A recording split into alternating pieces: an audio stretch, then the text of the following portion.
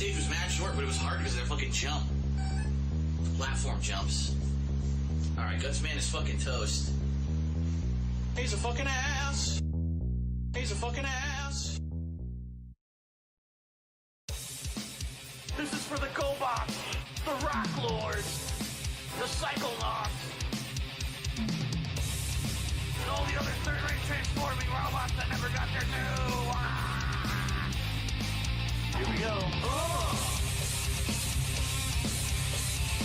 Rock and roll. Go, go, go.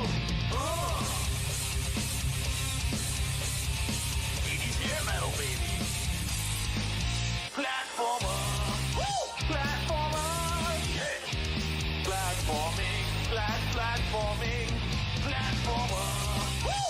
Platformer. Come on. Monkeys will jump across the pipes and the wing. Platformer.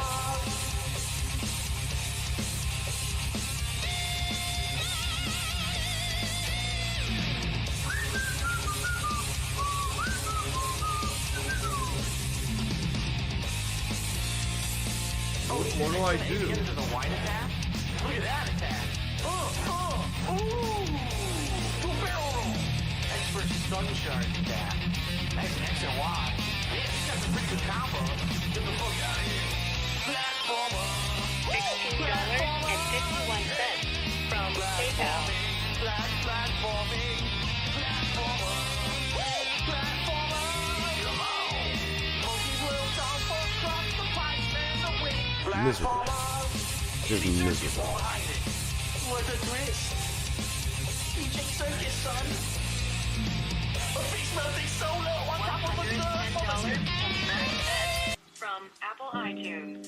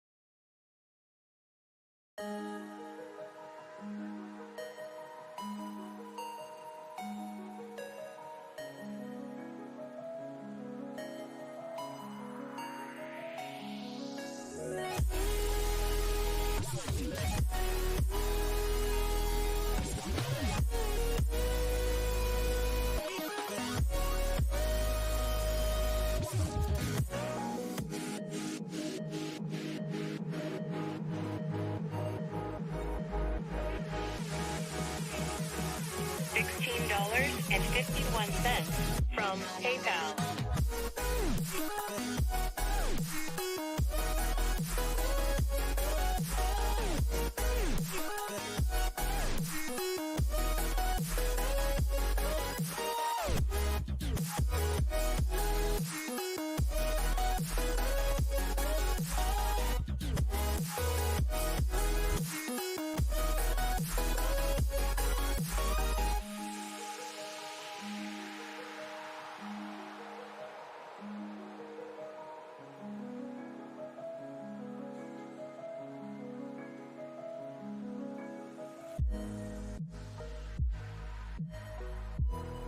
A whale! Oh, that's cool.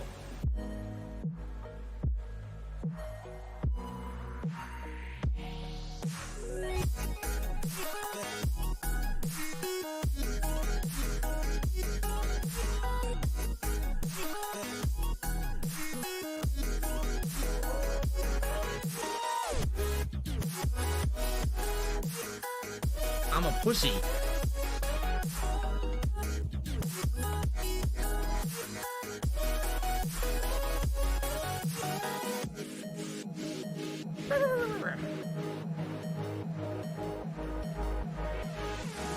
Look out, there's a black woman coming out! She takes a bolt out, boom! She pulls the backpack and runs away. Oh.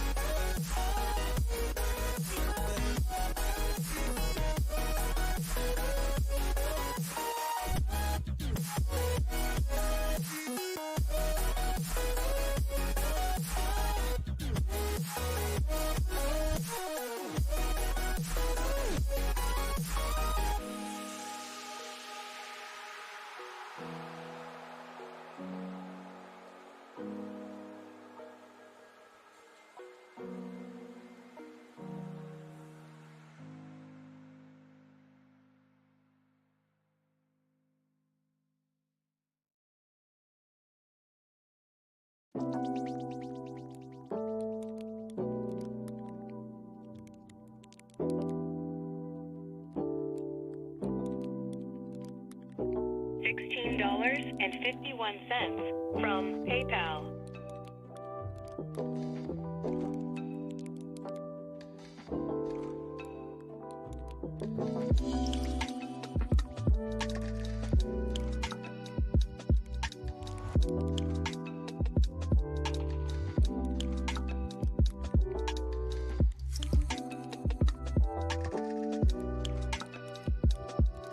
$110.09 from Apple iTunes.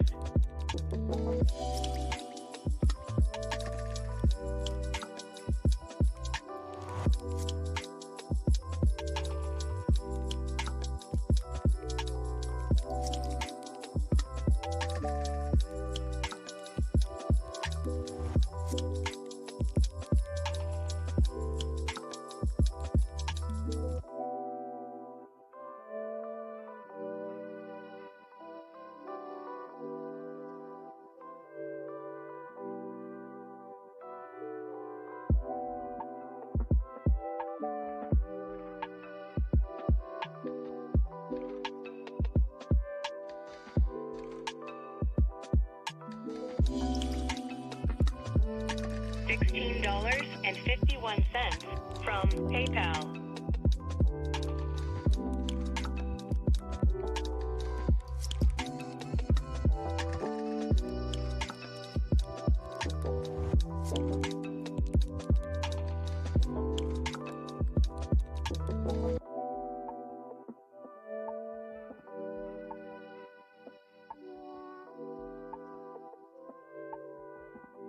Duty!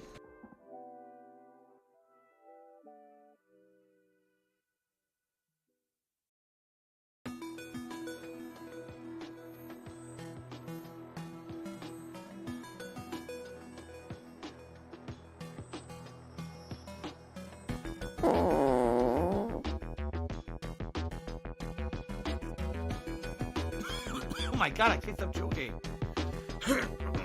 I seriously cannot stop joking tonight. Oh my god. What the fuck? Ugh. Hold on. It's gonna clear up, I swear.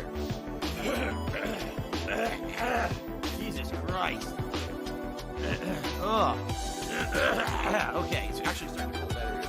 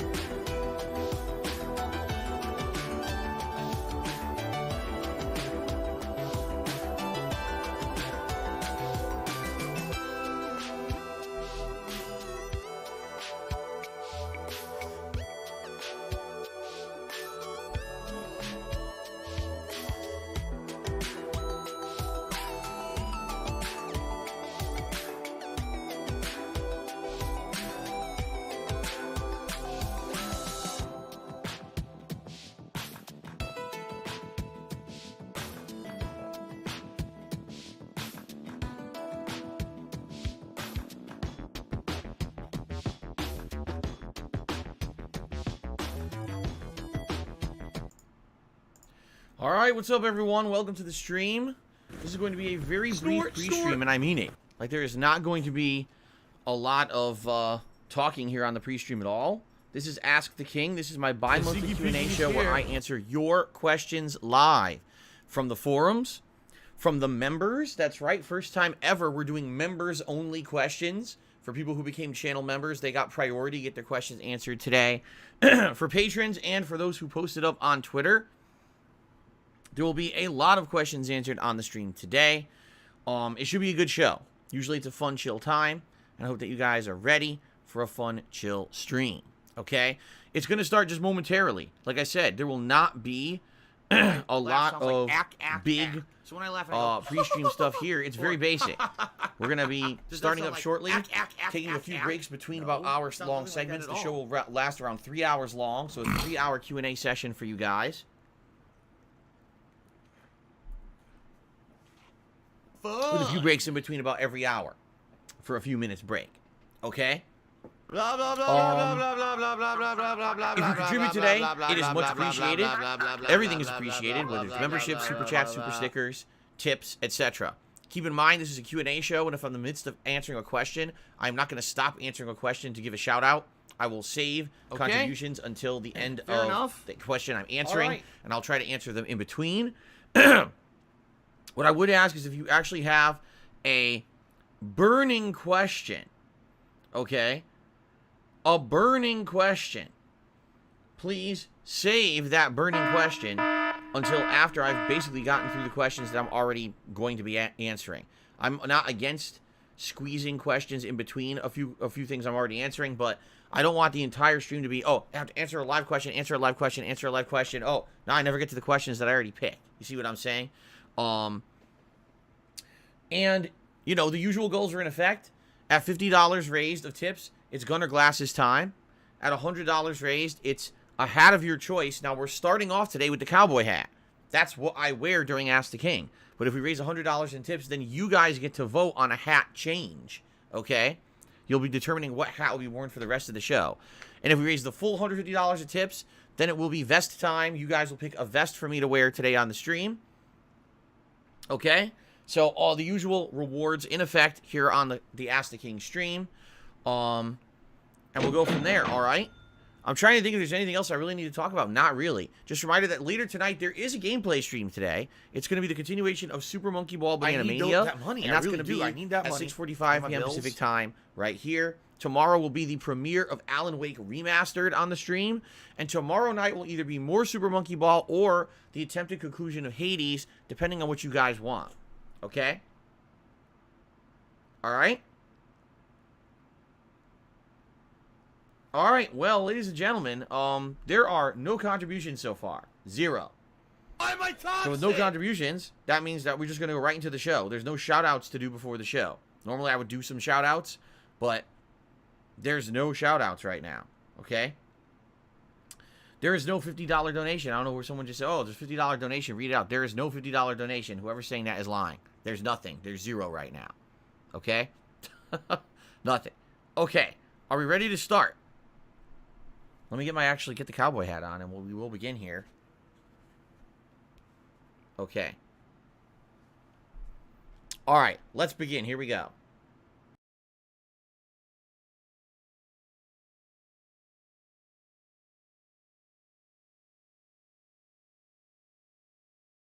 $16.51 from PayPal. Mail, motherfucker. All right. What is going on, everyone? Hello and welcome. DSP here. Live on YouTube. Hello. It is YouTube mode October on. 4th, 2021. I'm Darkside Phil, and I welcome you here to Ask the King episode 88. That's what do right. I I have do? done this 88 times in the last decade or so that I've been doing Ask the King. It actually started off as a different show and ended up becoming a Q&A show called Ask the King. It is October, which means we got festive holiday decorations behind me for the show. I hope that you're all in a good mood and you're ready to get some answers, because I've got a lot of good questions. We've got members-only questions from people who became members of the channel recently. The Ziggy All right, Piggy's for the first back. time ever, there's a segment here where we're going to be answering just questions from people who are channel members. Then we got open forum questions of people who posted up on my forums on thekingofhate.com. We've got Twitter questions for people who posted up on my Twitter at TheyCallMeDSP. If we have time at the end of the show, I'll be answering live questions, but also people who contribute during the show, I'll also be giving shout-outs Yes, to. they said that you're a You know, gay if you boy. contribute, I'll give you a shout-out, answer your question on the fly. In fact, we start off today with Anshang Forever, who just tipped me $1.50 and said, today on Dragon Quest 11, I did level up 3 levels again by doing the Pep Up Hallelujah. I got a lot of seeds of strength, which is good to make the main hero stronger, and I hope you have a good day and you enjoy Ask the King. Thank you, Anshang, for the first contribution of this very stream. I appreciate that very much. Thank you for getting the contributions rolling. Now, in regards to future Ask the King episodes, first of all, the next episode will be in December sometime, but I'm not sure when. Simply because December is a holiday month. Maybe I'll hold off on Ask the King till we're closer to Christmas. Usually I do it as like a holiday special if we do it during Christmas. So let's see what happens. But the next episode of Ask the King will be sometime in December 2021. Okay? Now, this new thing that I did of getting questions from members, I'm going to continue to do. So this is now an added benefit of becoming a member of the DSP Gaming channel on YouTube. If you become a member, you're going to get priority access to things like asking questions on Ask the King, nominating games for events. Right now, people are nominating games for the upcoming Halloween event. If you're a member, you get priority access to that as well. So this is cool because people have been saying, Phil, can you do something to give extra advantage or an extra way to give back to those who are channel members of your channel? Yes, this is definitely one way to do it, and we've got a lot of questions that I actually took this time around from channel members, as you're about to see. Okay? Sound good? So, ladies and gentlemen, I hope all this sounds good, and I hope you're ready for a fun Q&A session here today. All the animations are going to be holiday themed. If you see a super chat, if you see tips and stuff, they should all be coming in with nice festive holiday animations, FYI. Okay? Alright, I think we're just going to get started. Sound good? All right. So we start off today with questions from people who are channel members. The first person today is Nathan Smith, who asked the following. Phil, I hope you're having a great day. I want to ask, what makes an RPG or a JRPG good in your opinion? Well, for me, when I look at an RPG or a JRPG, there's a few key elements that I'm looking for that make it an RPG that I would want to play at length. Okay, the first is obviously when you're doing a role-playing, you want a great story. Imagine if you're playing a role-playing game and the story's terrible. Then why would you want to continue playing it? RPGs are some of the lengthiest games out there.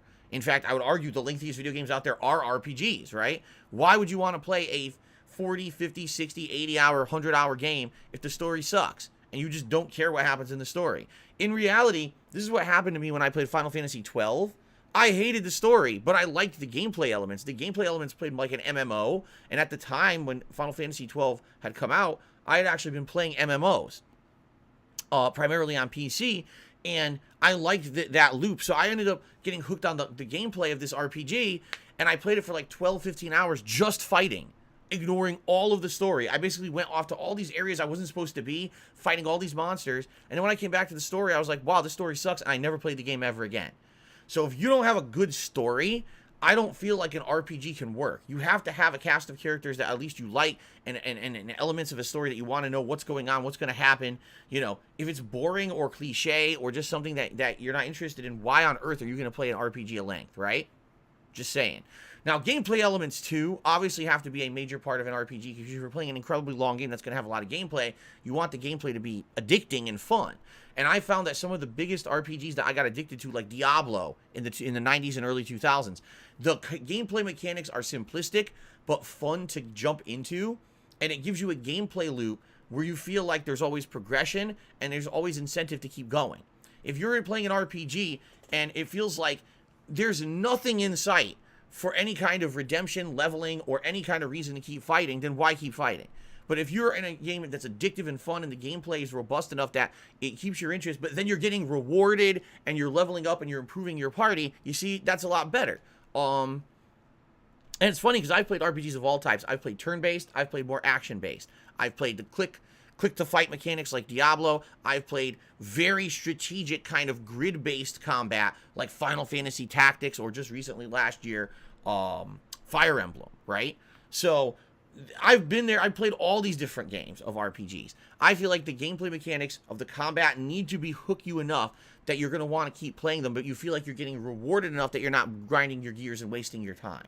Okay?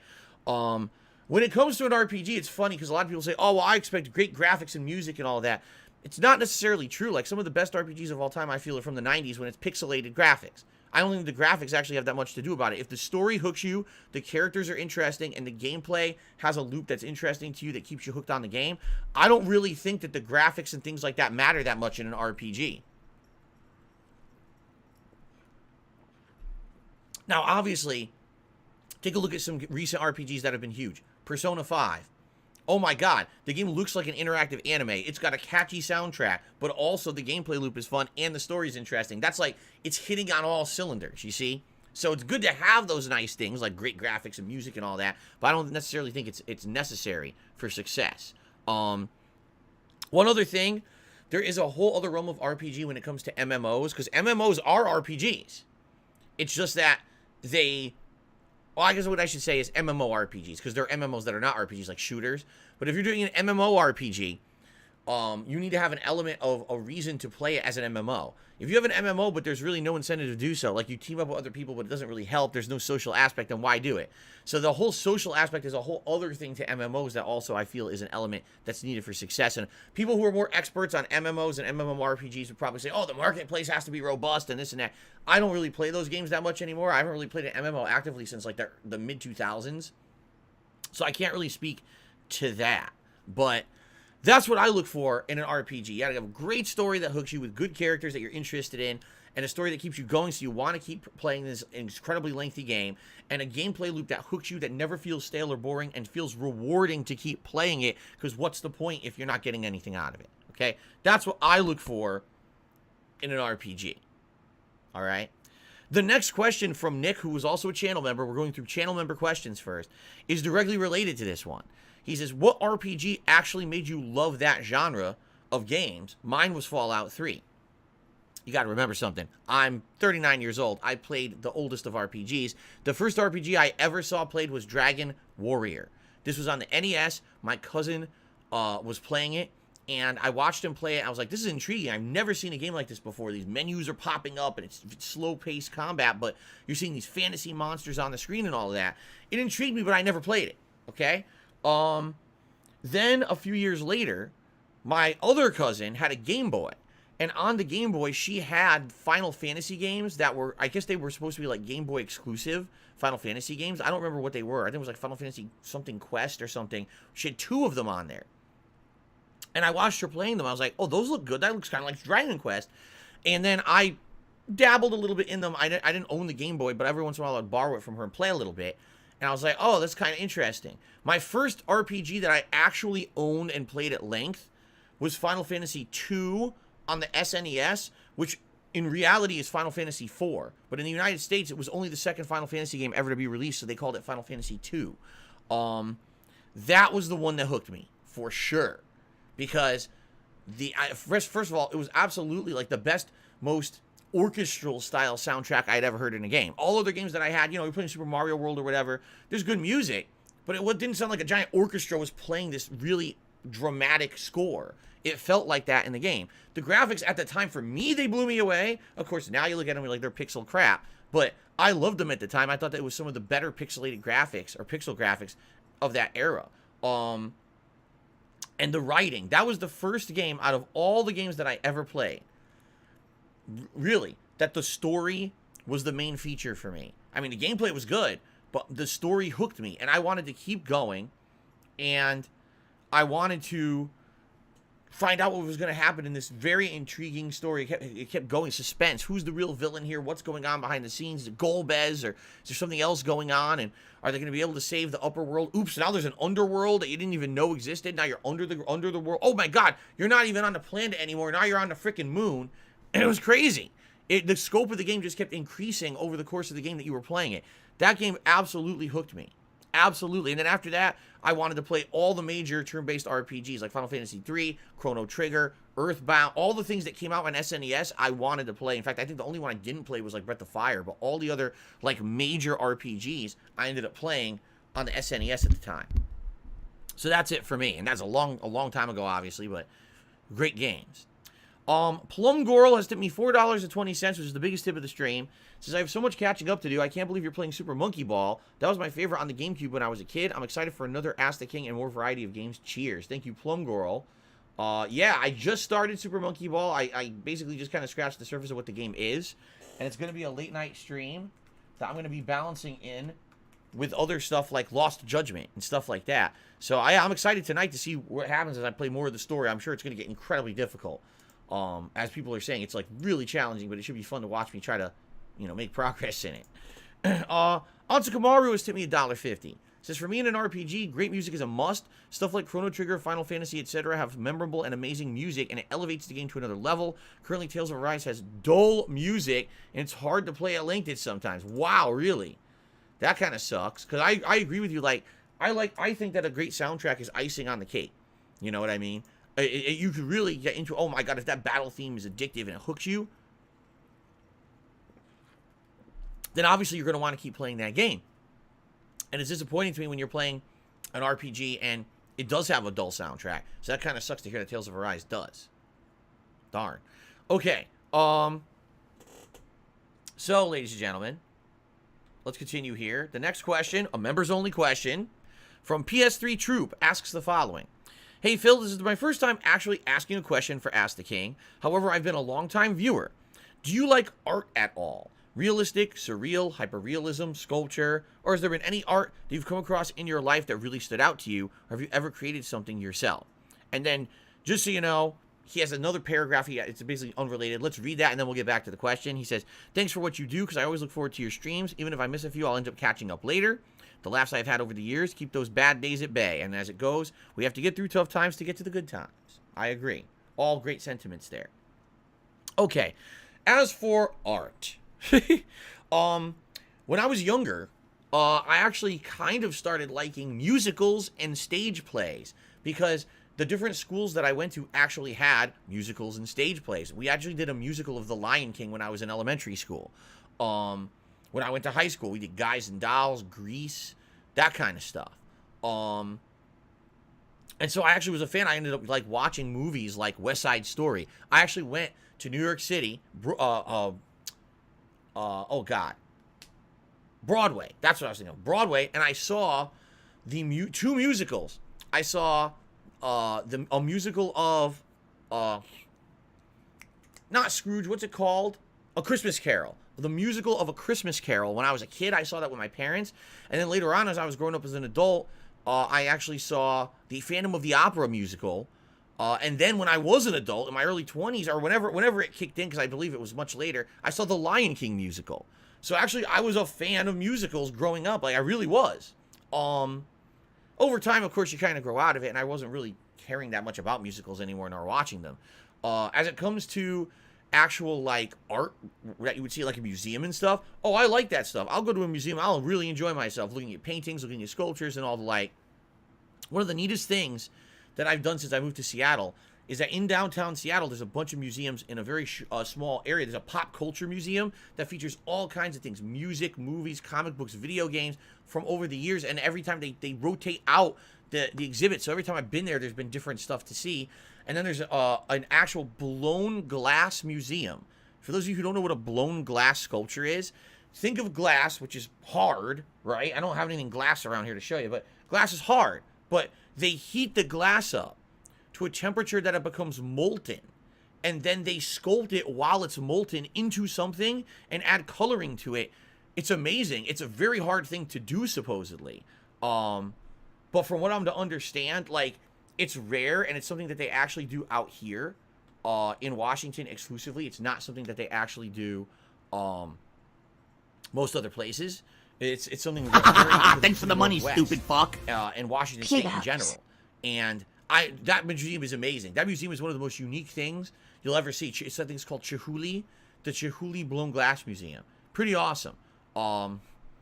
So yeah, I would argue art is nice, but I haven't necessarily had too much artistic opportunity in my life to be exposed to too much art. When I get a chance, I'll go to a museum. Like I went to a Philadelphia Museum of Art, and I went to the New York, I think it's the Metropolitan Museum of Art. I've been to those places, but I'm not into art. I'm not into, that kind of stuff heavily or anything like that. Now, you may not realize it, but video games are art. As much as people would like to just argue that video games are just for kids or just a way to make quick money from people who are mind-numbing and just like to mash buttons, it's not true. Video games are art. Although you might argue that certain video game types are a lot more artistic than others, right? If you look at a game that's an interactive movie, like the Dark Pictures Anthology, and compare that to like RPGs, those are more artistic games, as opposed to, Battle Royale and fucking Warzone. Okay, maybe that's not so artistic. But still, video games are considered art. Okay. Continuing on. The next question is from Wolf's Paradise. Oh, Plum Girl actually says, my last company had a Chihuly piece of art in our lobby. 4 stories tall. Annually, they take it apart piece by piece to clean them, and then they reassemble it. Yeah, the blown glass art is amazing. It looks so unique compared to other sculptures. You can see through it. It's bright and vibrant when the sun hits it and stuff. It's pretty neat, man. Okay, the next question is from Wolf's Paradox, who asked the following. Which console generation do you think is the most revolutionary and influential when it comes to graphical and technological advancement compared to the previous generation? My answer on this is going to be completely and utterly different from probably any of you who are watching this right now. I guarantee it. All right? I come from a different generation than a lot of you guys. All right? So for me, my answer is there were 2 times in my life that I felt there were insanely huge console jumps. After that, I just felt like it was incremental, and never a jump. The first would have been from the NES to the era of the Sega Genesis and the Super Nintendo. And the reason that I feel that was a humongous jump was because, number one, the controllers changed completely. Before then, controllers were incredibly simplistic, little things with like maybe a D-pad and 2 buttons. All of a sudden, the era of 16-bit, controllers ended up getting like 6-8 buttons. You could do crazy things with them you could never do previously, and games became way more complex as opposed to the very simple layout of games on that 8-bit era. It really was like, oh my god, games have completely expanded into something you never expected they could be in that console generation. In addition, during that console generation was the first time ever you could save your game. So instead of having this disposable kind of feeling to video games in the 8-bit era, okay, I sit down, I play for half an hour, but that's the end. After that, can't even really pick it up after that because I have to beat it all in one go, right? There's no save function in my NES cartridge. Well, then on the SNES and Genesis, all of a sudden you're saving your games. You can play an RPG that's like 20, 30 hours long and save your progress and continue later. You don't have to do everything in one setting. The one way that they actually got around this back in the day was codes, okay? Actually having, you beat the game to a certain point, and now here's a grid, a 16-character grid of codes. You have to take down paper and start writing codes down. Oh, here's what I am, and I have to put this code in next time around when I play the game to try to resume from where I am. Mega Man was infamous for doing that. But really, that era of ease of use made it so that longer games could be created.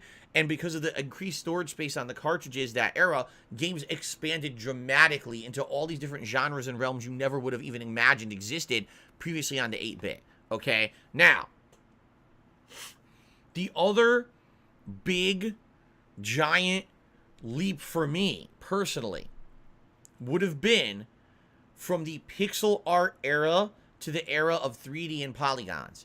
Because we never went back, right? We went from 2D pixelated graphics in every single video game out there to fully rendered 3D models. And that era, if you take a look in history, kind of started around the era of, say, the Sega Saturn and stuff like that. But the one console that brought that to prominence by far was the PlayStation 1. The PlayStation 1 was the console where the vast majority of people developing for it wanted to implement polygons in their games and take games into the 3D realm. Final Fantasy VII, all right, I feel is one of the most overrated Final Fantasy games of all time, but it was the first Final Fantasy to be 3D, and it blew the sales numbers off the roof for games at the time because it was the first era of 3D fantasy game, you know? So, it's funny because, yes, of course they had you know, polygons on previous console gens, but take a look at it. Look how primitive games like Star Fox look on the SNES compared to what was coming out for the PlayStation, right? The PlayStation was really the first console that took 3D animation into the mainstream and made so many new kinds of games more realistic. Like, I don't think survival horror would have ever worked pixelated. I just don't think it works. But you take it to the 3D realm, Resident Evil, oh my god, you feel like you're in that mansion, things are coming out, jumping at you and shit, and now you're scared shitless. That game, genuinely, Resident Evil 1 was the first game that scared the crap out of me. I literally almost pissed my pants playing it. With the dog breaking through the window in the hallway. Oh my god, I never fathomed I could be scared playing a video game before. And that was because of the realism of the 3D graphics. So, for me, that was the big one. It was the jump from 8-bit to 16-bit, and then the era of adopting polygons and going into the 3D era.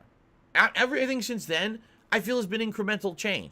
Putting games on discs instead of cartridges, you know, improving the controller even more graphical upgrade. Okay, adding online play interface to game. You know, I could go through the whole history of games, and each thing just feels like a little bit of an incremental change. Nothing feels like, oh my god, a ginormous jump forward in games like that era did for me, you know? I just feel like that was a different time for games, you know? Okay, Chicken Man has tipped me $1.50 and says, seeing you seen the legit version of Phantom of the Opera, which I hear is so much better than the tour around the US one that I've seen. Did you like the movie that came out in the late 2000s? It was close to the Broadway show. I never saw it. Yeah. I can't answer the question, sadly. I thought that the musical was very interesting. At that point, the only other Phantom of the Opera thing I'd seen was the original movie, and the movies of Phantom of the Opera from the classics are not like the musical. The musical has so much added storylines and content. It has all these songs and things that actually flesh out different kind of plot lines. It was just a different kind of a plot and a different kind of animal altogether. So, but I never saw the movie, the late 2000s movie, so I can't answer your question. I'm sorry, Chicken Man. Rebel has done a $5 super chat and says the following. Link to the Past to Ocarina as a kid made me stop and take notice that games had an almost infinite ceiling of growth. What's good, Big Phil? What's going on, Rebel? See, here's the funny part about that. Thank you, by the way, for the super chat. Let's get you up as the first super chatter of the day. It's funny you say that because a lot of people, I agree with you, a lot of people saw that jump, the N64 era, taking those 2D Nintendo games and bringing them to the 3D era. A lot of people thought that was groundbreaking and amazing. Personally, when I played Legend of Zelda Link to the Past, that was actually my first exposure to any Zelda game. That's one of my favorite games of all time. I loved it. And then immediately the next game in the franchise was Ocarina of Time. That changed everything. The whole formula was changed. Now you're doing 3D aiming and combat. You're riding horses around in a 3D. I didn't like it. I was like, I fell in love with the top-down 2D, and you took that away from me to give me a completely different style of game that's supposed to be the continuation of the franchise, and I didn't like it. Today now, I've played every major Zelda game, and I can appreciate it. But back then, I actually hated the fact that they changed something that I'd grown to love, you know? This snake is very slippery, sliding off my chair here for decoration. Okay, next question. Again, we're still in members-only questions, guys. I'll let you know when we're out of the members-only questions. But do you see how cool it is if you become a channel member. When I do Ask the King, the whole first segment of Ask the King is going to be answering questions from the members. So that's why it's a huge advantage to become a channel member, a huge increase the chance to get your question answered. Okay? Okay. Next question is from Gothi Senpai, who asked the following. What started your passion for getting into video games as a career, and how do you maintain a steady schedule without feeling overwhelmed by it? Okay? First of all, I didn't start with a passion to make games my career. A lot of people may not know this, but when I started doing this, it was as a hobby. In the years of 2008 through late 2010, early 2011, so almost 3 whole years, okay?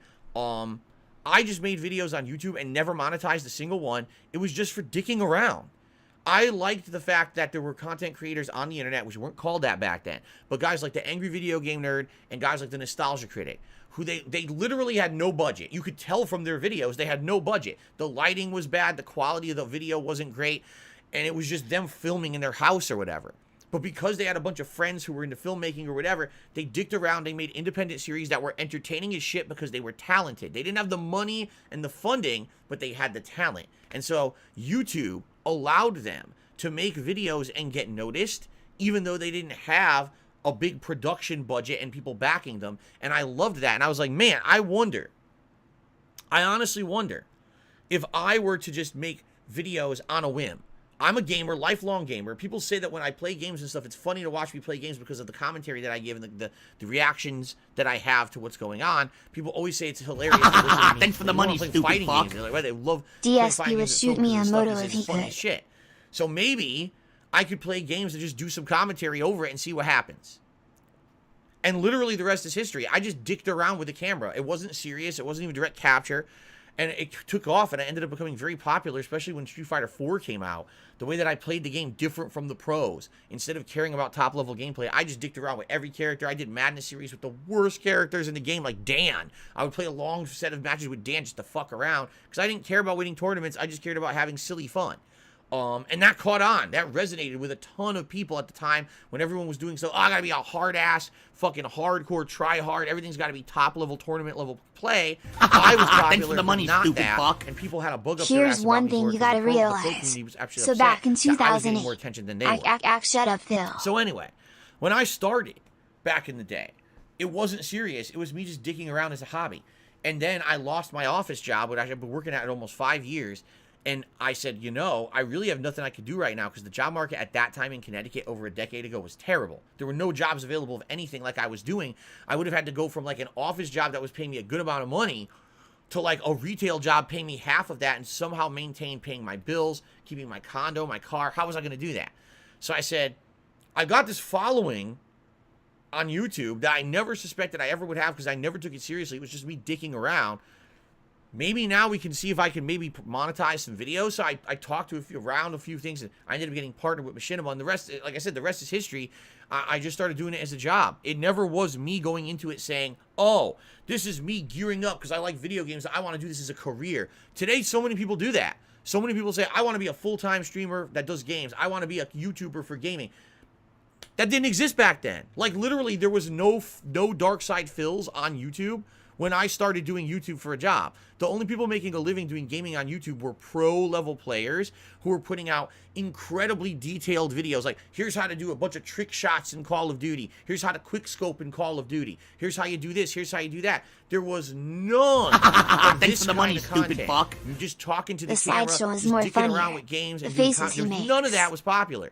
If the stuff that was on there was just starting to be popular for the first time, and no one was making a living doing it. I was one of the innovators. I'd argue probably me and maybe like a dozen people at the same time started kind of putting out that kind of content and made it mainstream popular on YouTube. So for me, I didn't have any intention of ever doing it for a career. Never did I go into it like that. The thing was, I had a passion for games, and people could see that. People could see that when I put out content, it was because, not because I wanted to make a buck doing it, but because I enjoyed games. I wanted to do funny commentary over it and have a good time with my friends while we played games and stuff like that. Thanks for the money, stupid fuck. That's what came through. We have heard in my this same content. story But the problem 1,000 is, times. YouTube eventually No one cares. shied away from that. What YouTube decided is that instead of having genuine content, Like, for example, what we had saw with the Angry Video Game Nerd and Nostalgia Critic. No budget, no production values, but high-quality entertainment. Instead, YouTube shied towards high production values, high funding, high quality, meandering level of entertainment. But because those guys got pushed to the forefront, guys like me got swept under the rug and people forgot about guys like me. You know, I never changed over the years. I've always been just a normal guy playing games, having fun with you guys. I never aspired to do high-level production videos with a studio, with a team of people, and hundreds of thousands of dollars of funding so that we can pump out these professional-level videos. But that's what YouTube wanted. That's what YouTube promoted when they changed their algorithms over the years to favor those style of videos over the little rinky-dink guy like me. So, I never aspired to do this as a job or a career. It just kind of happened. And at one point, it was hyper popular on YouTube until YouTube kind of decided they wanted to change their model to be, oh, we want YouTube to be like a television station. We want YouTube to be like, you know, the destination for high production content. And then everything changed over the years to be even worse than that, because what people ended up realizing was we can take all that crap that YouTube created to push out television style content, and we can just follow the pattern of television. Well, what happened on TV over the years? People just created reality drama content. Every reality show overtook anything else on TV. So that's all that's popular on television now, and that's what happened to YouTube. YouTube became, forget about people having a good time. Forget about people putting out anything that has value. Just create drama crap and pump it out. And that's YouTube now. You know, that's what happened over the years, which is really unfortunate. But as for me, the reason that I push forward and I continue to enjoy myself on YouTube is very simple. Because I'm not here for a paycheck. Because I'm not here to be a talking head popular figure on YouTube. I never cared about that shit. That's why when I got my YouTube play button, which is over here, you guys never see it. It's hanging on my wall over here. I never hung it up. I never talked about it. I didn't give a Thanks fuck. for the money, stupid I don't fuck. care about these silly shit. Why can't I'm he here to tell just a have story good we time. As long as haven't my heard? audience is having a Like good how time and stupid I'm his having a move good to time, that's all WA that State matters. was. That's all that's mattered in the over now 13 years that I put out content on the internet. As long as we're all having a good time, I don't give a shit about anything else. You know, I don't care if I'm popular or not. I don't care if I'm hated or not. You know, that's it. So it's that simple. Now, in regards to your second half of your question, how do you maintain a steady schedule without feeling overwhelmed? Variety. Variety. Instead of only doing one kind of thing and one kind of content, I'm constantly doing a variety of games and a variety of things that keep me engaged with my audience. Today, I'm doing Ask the King. Tonight, I'm playing Super Monkey Ball. Tomorrow, I'm playing Alan Wake and maybe Hades. On Thursday, I'm playing Far Cry 6 and the Battlefield beta. Holy shit. In 3 days, I'm playing like 5 different genres of game. You see what I'm saying? The variety of what I do allows me to never feel stagnated. And now that I'm an interactive streamer, and every single day I'm having conversation with you on the stream, instead of it just being me sitting here, you know, playing it offline. Oh, I forgot I always have a controller with me now because I have a pocket in my chair. Me just sitting here offline playing a video game, ignoring my audience, just doing commentary on the game. Instead of that, now it's interactive. Now, every day when I talk with you guys, we get all kinds of fun feedback and interactions. We have conversations that I don't even know what I'm going to talk about when I come to a stream, because who knows what you guys are going to talk about and say on my stream. But I like that. That variable of you don't know what's coming keeps me going. You don't know what you're going to have to talk about, but you know you're going to have a good time. You don't know what kind of game you're playing, or you know you're going to play a variety of games. You can never get burnt out on one because you're not doing the same thing. I've said this again and again over the years. I feel that if I were someone who had stuck to one genre, what if back in the day with Street Fighter 4, when it was very popular, and a lot of content creators were doing this at the time, they said, I'm just going to focus on one style of one style of gameplay, one genre of game. I'm going to make myself become a guru on that subject. So people will come to my channel just to see expertise on fighting games and stuff like that. I very well could have done that, all right? I feel I would have completely gotten bored Thanks with for the it money, and gotten stupid burnt out, fuck. especially because of the fact that Take you look my at money, history of dollar, fighting pound, games in the last 10 pound, years, for gin I purposes haven't liked only. many of them. I feel that Street Fighter went right off the rails into a realm of gameplay that I don't enjoy with Street Fighter 5. The Tekken franchise just got more and more complex over the years to the point where, like, it's easy to pick up at a basic level, but to play that anything to do with, like, some complex gameplay or competitive gameplay, it would take so much time and effort to get good at Tekken. You know what I mean? And that's not a negative. That's a positive, I feel. But at the same time, I just have never been blown away by fighting games in the way that I was back in the day with the classics. Today, I would much rather sit down 2 hours a week and play Street Fighter 2 than sit down and play any modern fighter. I mean it. Like, that's just, I grew up with those classics. I don't feel like any of the modern fighting games live up to the level of competition and gameplay level like the classics. That being said, imagine if I had made that choice years ago. Oh my God, I just want to do one style. Or what if I had decided, oh, because first-person shooters were so popular, just every year I'm just going to play Call of Duty Hardcore, and any other shooters come out, I'll play too. I mean, I would have went through all of these fucking evolution shifts like all of those guys, right? They all used to play arena shooters. Now it's fucking Battle Royale.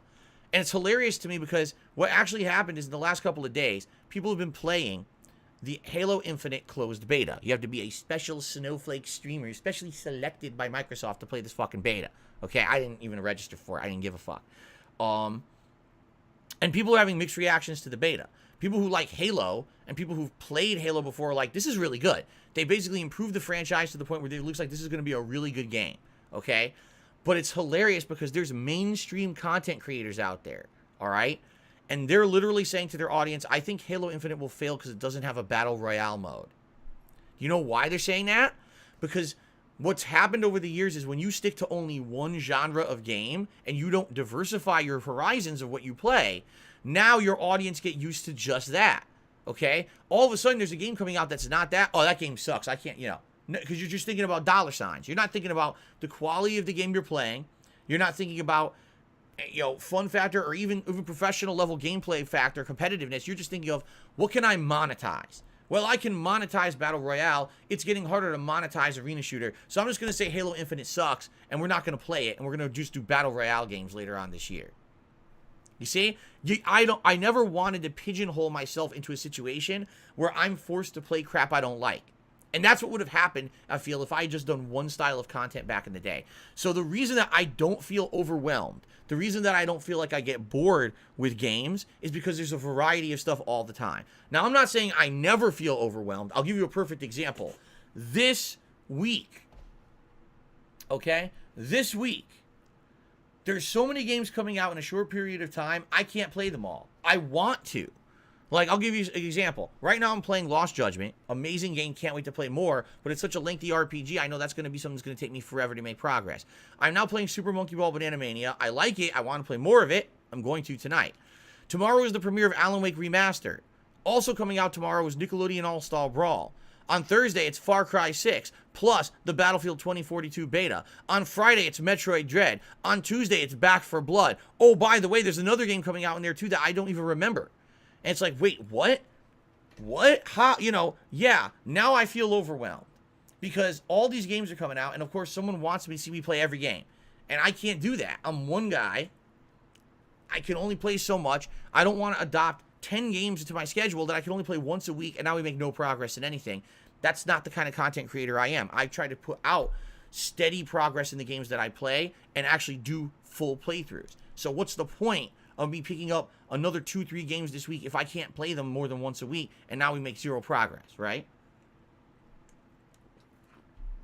So admittedly right now, this is the toughest time of the year for me. It's the best time of the year because there's so much gaming that I don't really have to go far to find anything to do on my streams. But at the same time, it's the toughest decisions I have to make. Like this week, I already decided I'm not playing Nick All-Star Brawl. I'm just going to skip it. And Metroid Dread, I want to play it, but I'm going to hold off and probably play it near the end of the year, like around December-ish.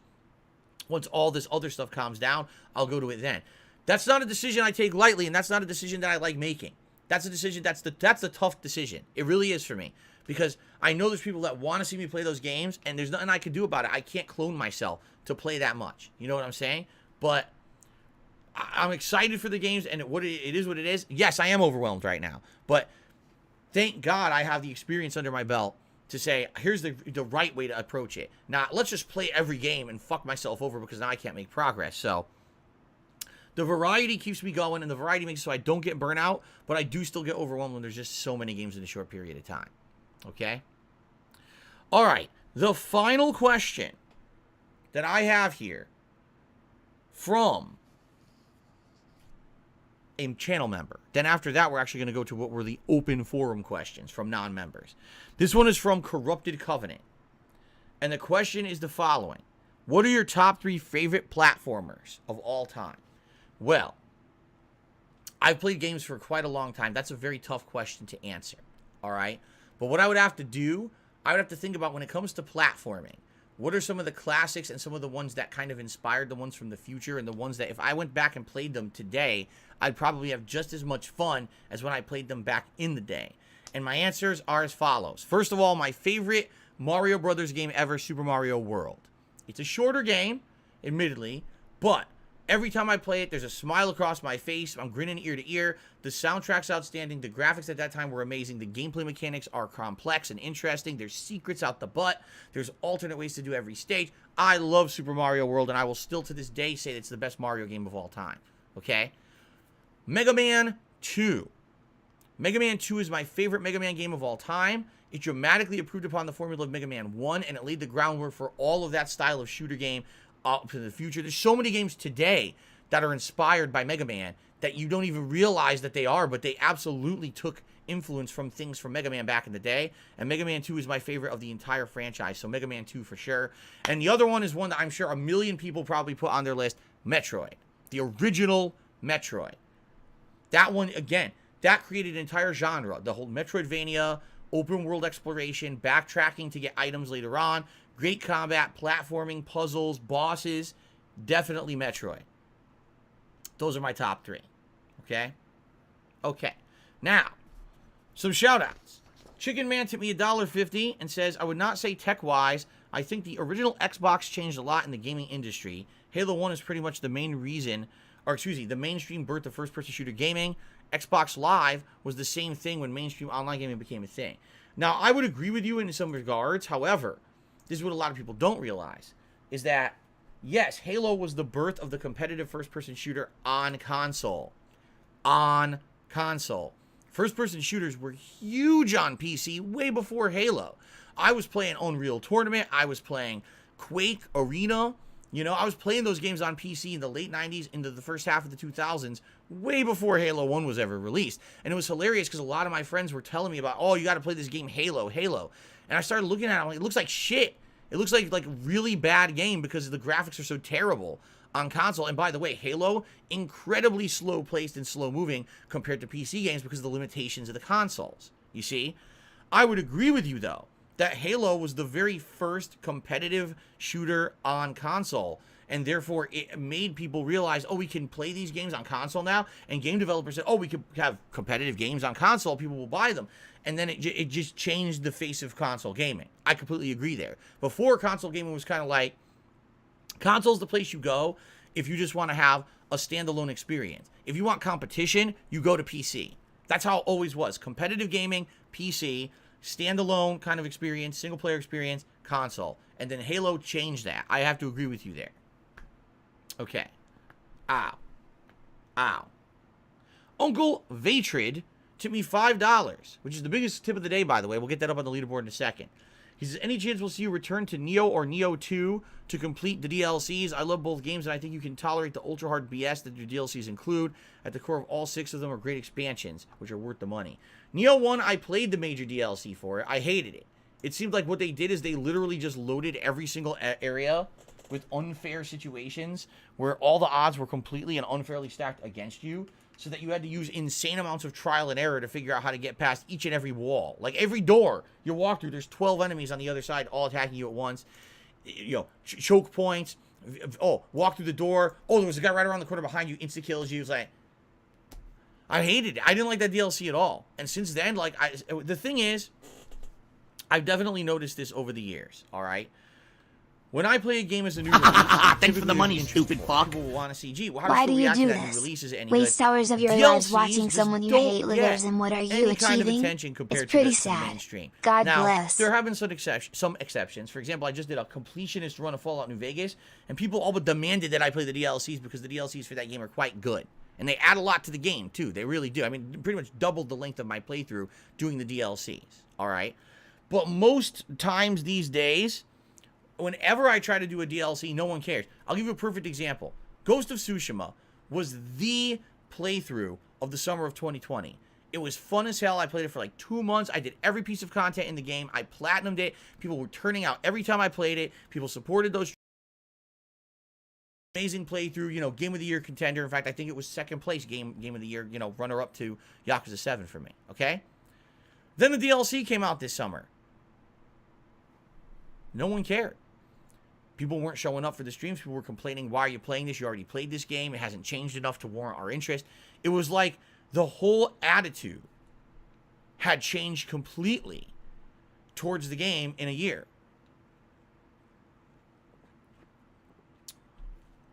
And I feel that that's what happens is when you have a game and there's a major DLC for it, if you've already beaten the main story of the game, there's just not a lot of interest for it. You know, there's some exceptions. For example, if there's a fighting game, there's an expansion character. Thanks for the money, that stupid totally fuck. do a different kind of build, doesn't play like I other characters. can imagine paying money to troll tip. But for most situations, I've honestly found that people just, they're just not digging DLC. I don't know what else to say about that. It seems to be the case.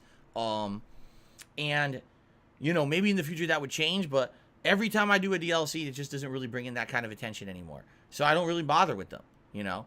The Neo DLC, I'm sure, is good. I just don't care about it. I don't. I played Neo. I liked Neo 1 and 2 when I played them. I have zero desire to go back and play those DLCs, and my audience has not really asked for them, so that's why you haven't seen me play those, okay? An anonymous $2 tip. Thanks for the money, stupid fuck. Says DSP and Derek watch scat videos together for jobs. Just to get them started in streaming because they saw some gaming streamer on Jimmy Fallon. I guess this is in regards to when I was talking about 15 minutes ago about, you know, what was it? How I got into how did I get into video games as a career? That's right. You're absolutely right. There's actually people now. They watch, you know, on a late night show. They got some fucking ninja on there or something. Oh, you mean so if I just buy a gaming PC for my kid, they can just start fucking streaming and they're going to become rich? Oh, this is cool. Let's do it, right? It's not really how it works, but you're absolutely right. And until recently, did anyone really think that was possible? Of course not. Me, when I started on YouTube, there was literally no one like me making a living doing it. 0 people were doing what I was doing and making a living. So I was definitely one of the group of innovators there. So, okay. So, ladies and gentlemen, we're going to go for about another 10 minutes, and then we're going to take our first break of Ask the King. I'm going to probably grab 1 or 2 more questions to answer before we take that break, okay? Fair enough? So, now we have finished the members-only questions. Again, I would like to say thank you to those who are channel members of my channel and support my channel. I sifted through to try to get the best questions. I felt that those were the ones that would be the most entertaining for the show, and I do appreciate the fact that you guys posted up in the members-only area on the community tab that I put up there. Thank you so much. Now we can move on to the open forum questions where everyone else posted, and let's see what people had to ask this time, okay? All right. We start off with URL8, and they ask the following. What is your opinion on game emulators and emulation in general? Would you be willing to use an emulator for any of your playthroughs? Do you think of it as piracy, or do you think that it might help preserve games in the long run? And also, is there any console that isn't emulated very well or at all that you would like to see a functioning emulator for in the future? While we're at it, is there any game in particular that isn't emulated very well or at all that you want to see playable in the future? What I would argue is, first of all, to answer your first part of your question, I've used emulation over the years, okay? I've used it when I felt like it was absolutely necessary to do what I needed to do a playthrough. So I'll give you an example. Back in the day, I think we're talking like, I want to argue it was like the summer of like 2013 or something like that. So we're talking like 8 years ago. I wanted to do a summer of retro. During the summertime, what I wanted to do was a series of games that I could all play easily. I could plug them right into my setup, capture immediately, have no issues, and play through a series of retro games. Whether it was on the Genesis, whether it was on the SNES, you know, classic style games like that. And I did. And that summer, I played so many games. I played a Super Mario World co-op with my friend John Rambo. I did a full playthrough of games such as Chrono Trigger, Earthbound. I'm trying to remember if I did Legend of Zelda Link to the Past that summer. I might have as well. And I want to say I even did more than that. I can't remember exactly all the games I played, but I played at least 3 or 4 retro games. Now, why did I emulate them? At the time, there was no actual, like, foolproof way to do it. Like, later on, what ended up happening was Nintendo actually did a huge takedown on the internet of all the ROM sites where you could get those games and emulate them because they put them on their own virtual console. Now, you know what? I'll be honest with you. Doing it on virtual console is fine. Playing those games on virtual console is solid. You know that they're going to run well. They're not going to crash. They're going to be reliable. Doing emulation actually isn't that reliable. I remember the games actually crashing a few times when I was doing them that summer. If Nintendo had an option readily available, okay, I absolutely would have used it. I absolutely would have done that. But at that time, it wasn't. At that time, you had to emulate to even get that stuff, okay? Things change over time. So if there are things that are viable over time. Now people are saying, is PayPal down? Oh my God, is PayPal down? Well, first of all, is the tips link working? If I type this in here. Now I gotta interrupt my show to check on this. Hold on. Here you go, leave a tip. So I click on this, it opens up. Page is loading. The page is endlessly loading. Ah. Okay, hold on. Maybe Stream Elements is down. If that's the case, that would be what's going on. Let's see if Stream Elements is down completely.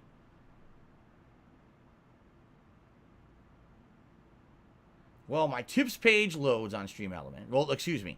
My tip leaderboard loads on Stream Elements. I see that much.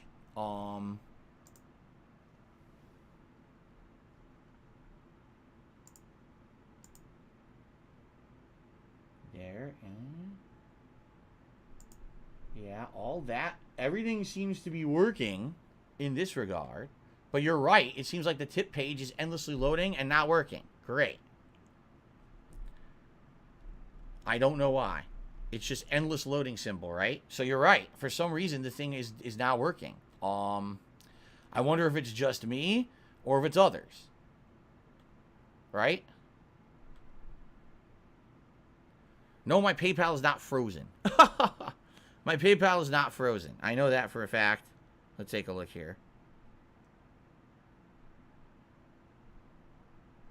No, there's my PayPal here. I'll actually log into it as well. I guarantee you my PayPal is not frozen.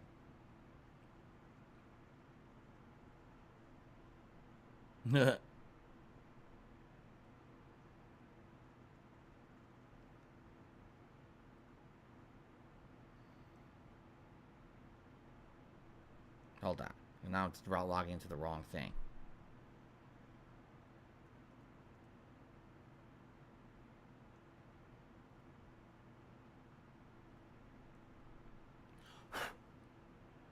Hold on. I'm logging in.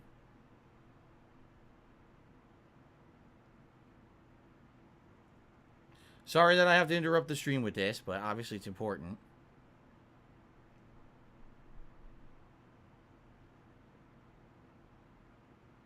Okay, I can see the funds from the tips that have come in so far today. They're in the PayPal account. There is no pop-up or anything on the PayPal account claiming that it's not working.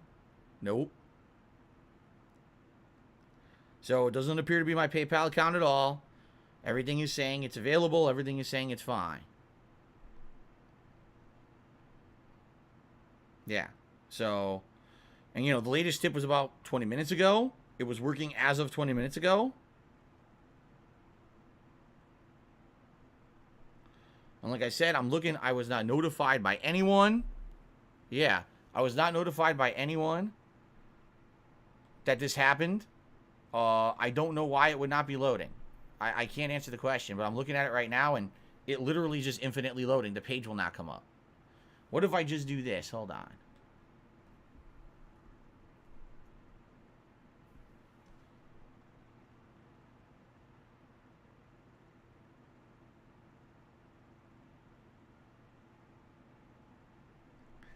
The page loads.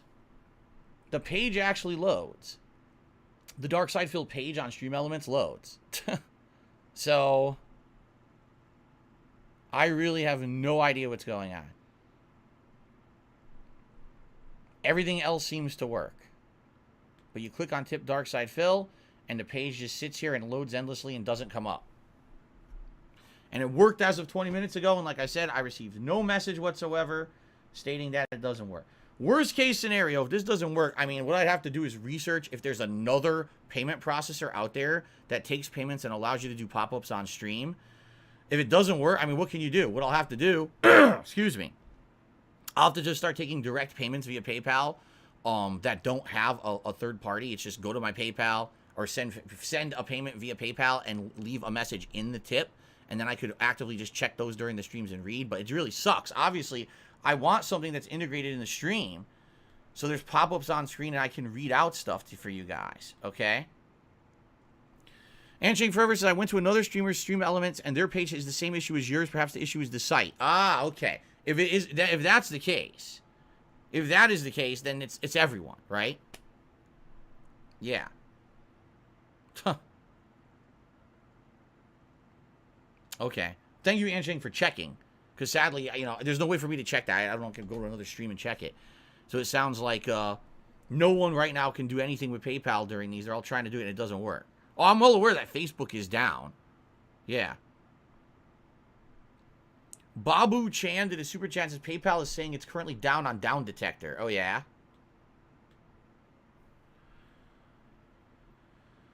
All right, so here's the deal. If you want to tip me today, which, by the way, I need help with tips today. I do. Obviously, it's a major part of my business. What you'd have to do is actually send a direct payment to my PayPal, which is darksidefil@hotmail.com. Okay?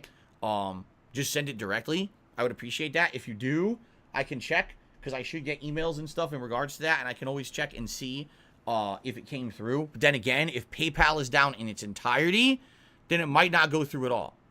All right? So I don't know what's good. It seems like, yeah, a lot of things are going on right now.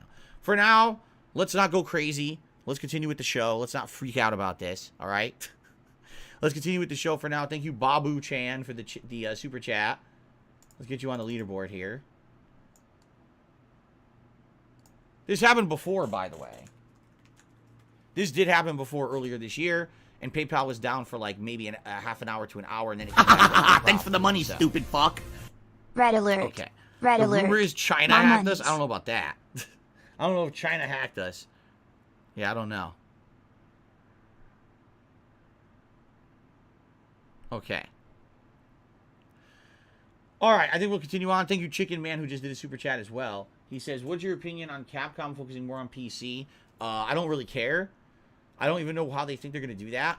I guess they think they're selling more on PC or something when, I don't know. Who knows, right? I have absolutely no idea. Here we go. I don't know. I don't understand how they think that they're going to sell more games on PC. I don't get it. But, okay. Anyway, let's continue. Let's get back to the question at hand, and then let's take a break. Because like I said, we were actually getting close to our first break of the stream. Okay? All right, so URL 8's question was about emulation. I have done emulation in the past, but it was only when it was absolutely needed or necessary. If I wanted to play a game that was actively not available to buy and play anywhere on a console or anything like that, then I would do it as emulation. I've done it in the past. But you'll see, I did not regularly do emulation. Usually if I'm going to do any emulation, it'll be like, oh, I'm doing a Christmas marathon. People want to see me play Home Alone. Well, Home Alone, you can't really buy anywhere, you know? So I get it. I emulate it.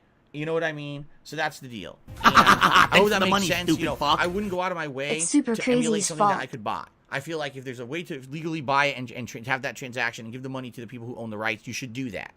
If there's a way that there's no way that you can get access to something, for example, there's consoles out there that there's no way to play their games anymore. They didn't remake them for modern consoles. Thanks for the money, stupid fuck. Excuse me, guys, where's my money? You know, maintaining the history of games, because games are art. As much as some people will argue they're not, they are. Games are a form of art. We need to preserve art. So I feel that emulation should be a way to do that in the future. Okay? Who should have access to that? I don't know. I'm not here to answer those kind of questions. I don't want to say, oh, everyone should just have access to everything out there for free if it's not, you know, if the rights aren't held by someone and no one's actively publishing it. No, I don't think that's the case. Obviously, there's got to be different limitations and things. But you shouldn't have entire games basically be sucked into the phantom zone and be unavailable to be played by anyone ever again, and they get forgotten in the annals of history because a game company doesn't want to publish it anymore or make it anymore for purchase, and they don't allow emulation either. You know what I'm saying? Like, there should be a way to preserve this kind of stuff, and I think emulation is the way to do it. But I think what would have to happen is there has to be oversight. There has to be people, you know, looking into the situation and figure out how to do it legally. Okay? Now, do I think that it's piracy? Absolutely, emulation is piracy if you're literally just ripping games that are for sale right now and playing them for free. That's piracy. That's illegal. That's stealing. But there's a difference between, oh, I'm stealing this game when I know I could be paying for it legally to play it for free, or, oh, here's a game I can't play anywhere else. The only way I could do is get it off the internet. That's different. It's a very different situation. Okay? Okay. Is there any game in particular that isn't emulated well that I think I'd like to see playable in the future? Oh, I have no idea. I don't know. Right now, I don't know. See, you're basically hitting me. You're hitting me with a situation where it's like, I don't know. You know, I don't know what's going to happen with games. I don't know what games are being preserved, what games are not being preserved. You know what I'm saying? Like, I have absolutely no clue. And so I can't really speak to it. I'd have to do research on that. I wish I could give you a better answer URL, but I don't have the answer to that, okay? All right. So, ladies and gentlemen, I'm about to go on break. The first break of Ask the King. As all this was going on with PayPal, someone who frequently gives behind-the-scenes contributions in the past has swung by, and I guess they want to help out with the situation because they realize maybe I'm not going to get any tips on this stream today because of this situation. I just received a $100 tip from No Couture. $100. And the reason you didn't see it pop up on the stream is, number one, because Stream Elements isn't working anyway, but number two, No Couture is one of those people that gives contributions behind the scenes to, you know, maintain an air of privacy and not get harassed online for their contributions. So,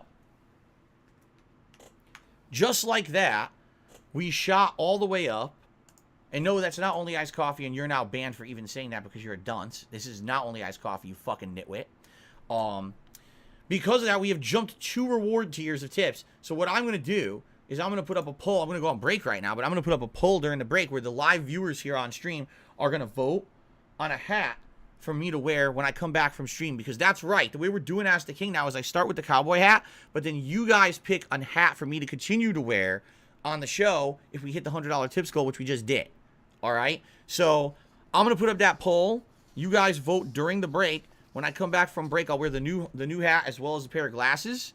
And we'll go from there. And No Couture, thank you, because, yeah, this kind of sucks with PayPal apparently not working and having issues. It could be a major issue for me, you know, not being able to get any income today via tips. I don't know why the page is infinitely loading and not working. So, thank you very much, No Couture, for that support. Hopefully this thing does get cleared up over the course of the day. All right. Let's go on a break, everybody. Let's go on a break. I shall return with more Ask the King shortly. Alrighty then.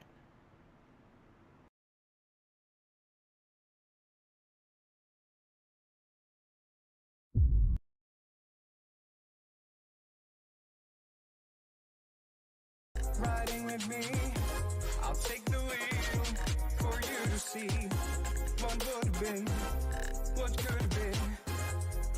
Let me drive a little crazy. Let me drive a little crazy.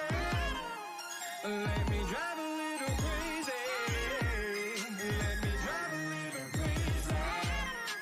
Let me drive a little crazy.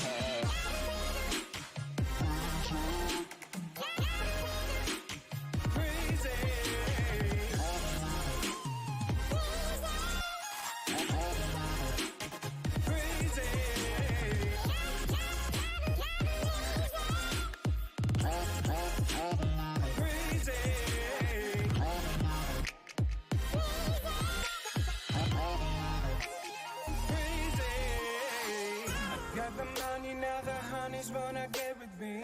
They see Ferraris and Bugattis, now they're on their knees. Stop the blame game, we stay scheming. In my drop top, they start believing. Let me drive a little crazy. Let me drive a little crazy. Let me drive a little crazy. Drive a little crazy.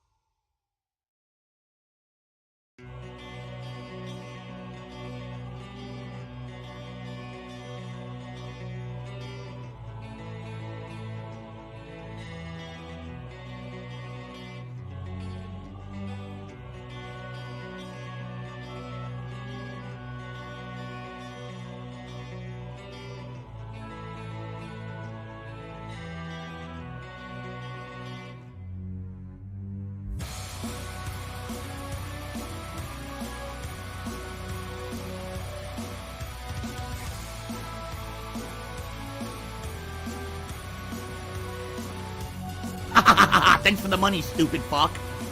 That money will be destroyed before he even gets back.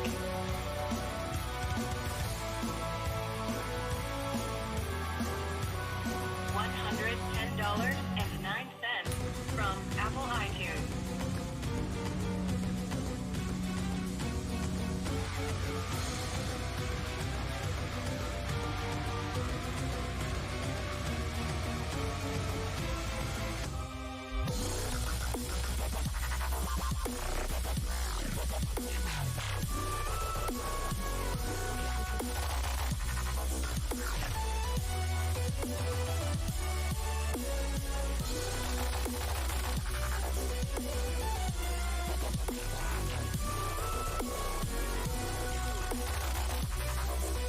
$16.51 from PayPal.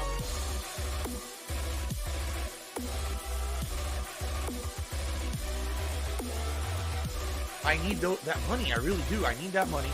Pay my bills.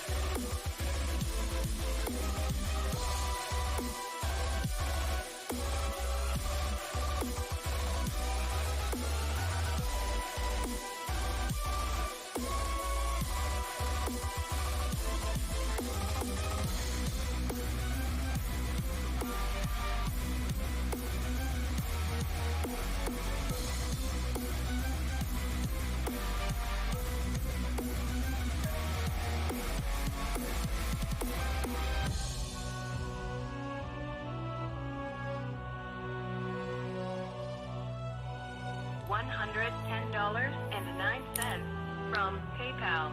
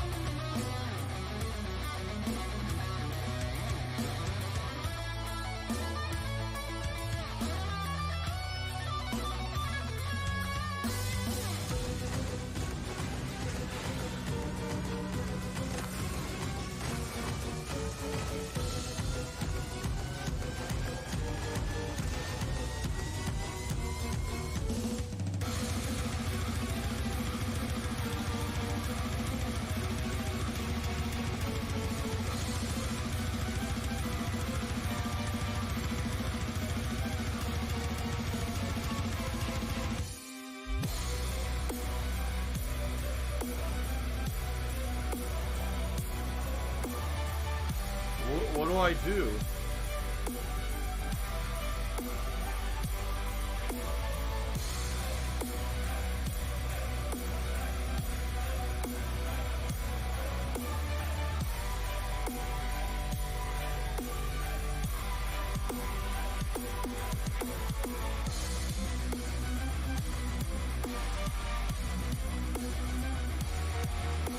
What do I do?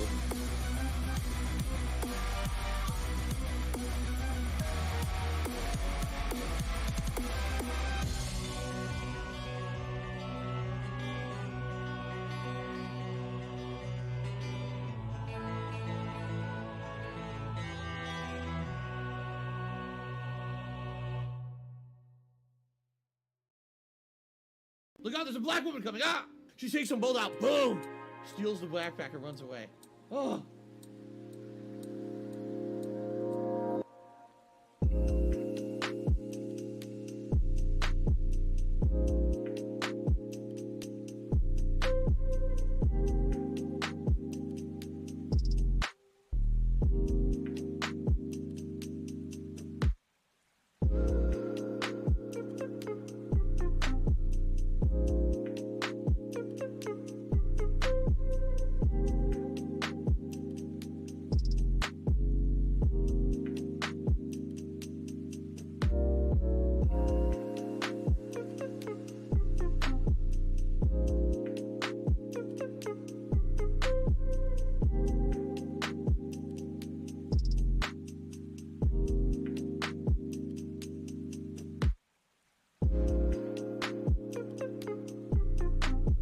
We're soulmates.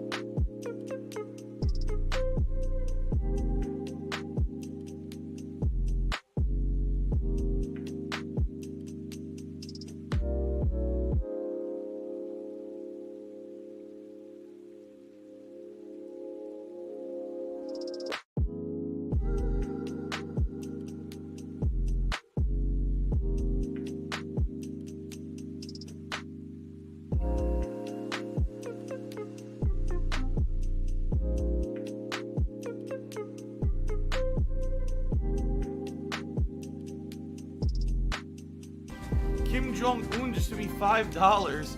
It says, analysis suggests you unleash the coronavirus with your anal leakage. What did you eat to cause this? Was it Chipotle? No, it was that Taco Bell from a couple of weeks back. Remember I told you how we had Taco Bell and it was gross? Apparently the Taco Bell unleashed the coronavirus out of my ass. So there you go. Global epidemic.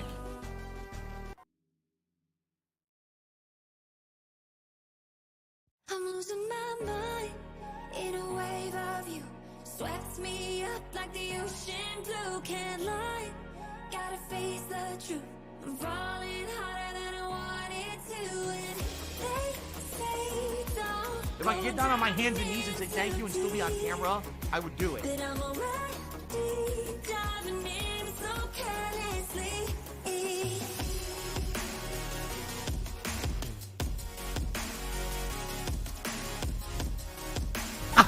Thanks for the money, stupid fuck. Prayer hands for Jose.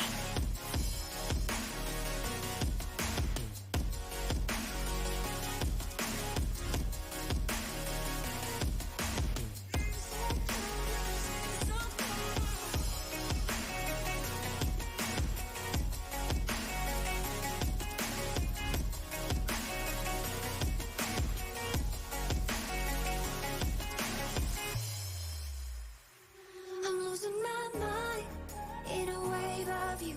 Swept me up like the ocean blue. Can't lie, gotta face the truth. I'm falling harder than I wanted to. And they say don't go diving in too deep. But I'm already diving in so carelessly. Your tide is getting harder to resist. But I don't mind, honestly, I could get used to this. My mind in a wave of you. Swept me up like the ocean blue. Can't lie, gotta face the truth. I'm falling harder than I wanted to. And they say don't go diving in too deep. But I'm already diving in so carelessly. Your tide is getting harder to resist. The Ziggy Piggy is here. I don't mind, honestly, I could get used to this.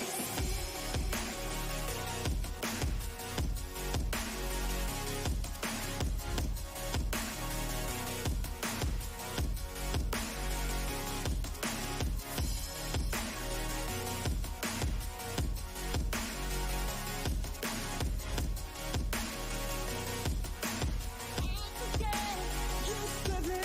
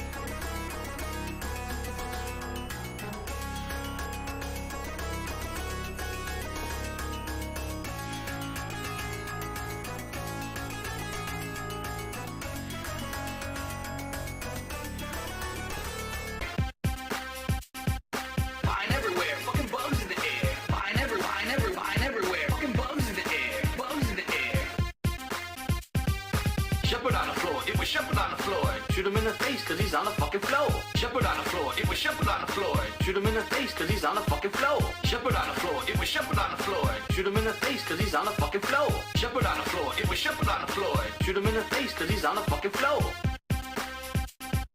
Shoot him in the face cause he's on the fucking floor. Shoot him in the face cause he's on the fucking floor. He's on the fucking floor. That's how we fucking do, son.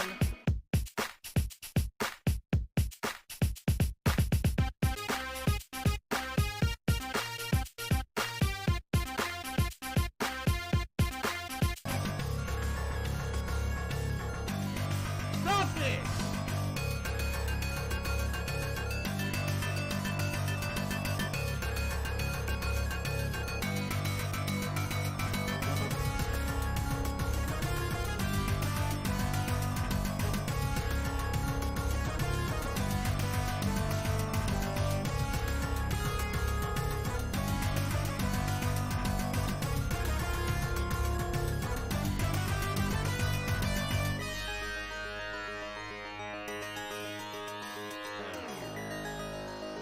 Oh, no, you didn't, you motherfucking piece of shit cocksucker. Mark my fucking words. I'm coming for you. I'm gonna find out who the fuck you are. You motherfucker. You are fucked. Let this be noticed live on the internet. You're fucked. And you are done.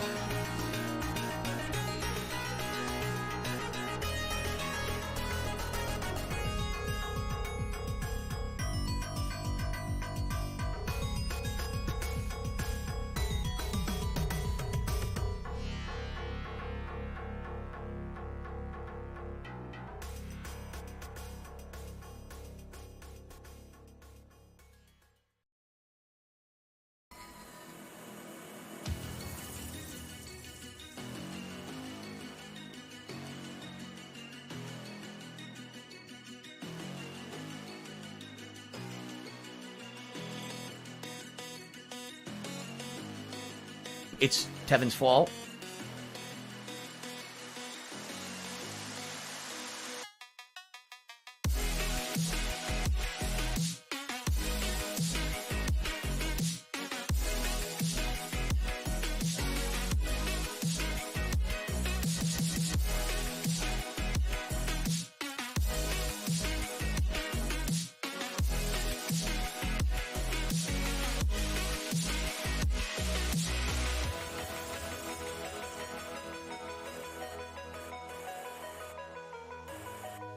Guys, I'm back from break. I actually missed that Chicken Man had actually re-upped his membership for the second month, and I apologize, Chicken Man, because with all that chaotic stuff going on there, completely went over my head. So I'm just gonna guess nothing's changed in the 15 minutes that I took a break. Let's just double check, but I'm really doubtful that the service. Oh, it works. Never mind, it works. It's back. The tips page is back, guys. If I could get down on my hands and all knees right. and say thank you. But anyway, you guys voted, and during the break, you voted to see the military hat. The So I'm going to Ziggy put that on Piggy's with the back. Gunner glasses for the rest of Ask the King. So thank you guys for the voting. So that was a short outage. That was only like, what, half an hour it was out roughly? That's not a big deal. Hopefully it doesn't go down again, obviously. So if you'd like to tip, you're welcome to tip again. It's working. The tips link is working. And let me get the glasses on, and then we will resume here with Ask the King. All right.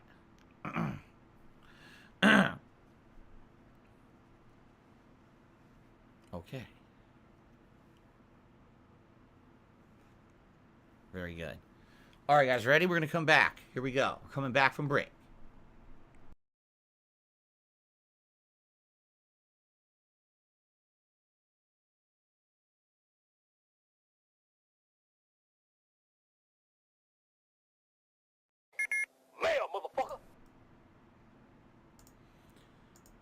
All right, everyone, welcome back from break, and somehow my hat has changed magically here on the stream.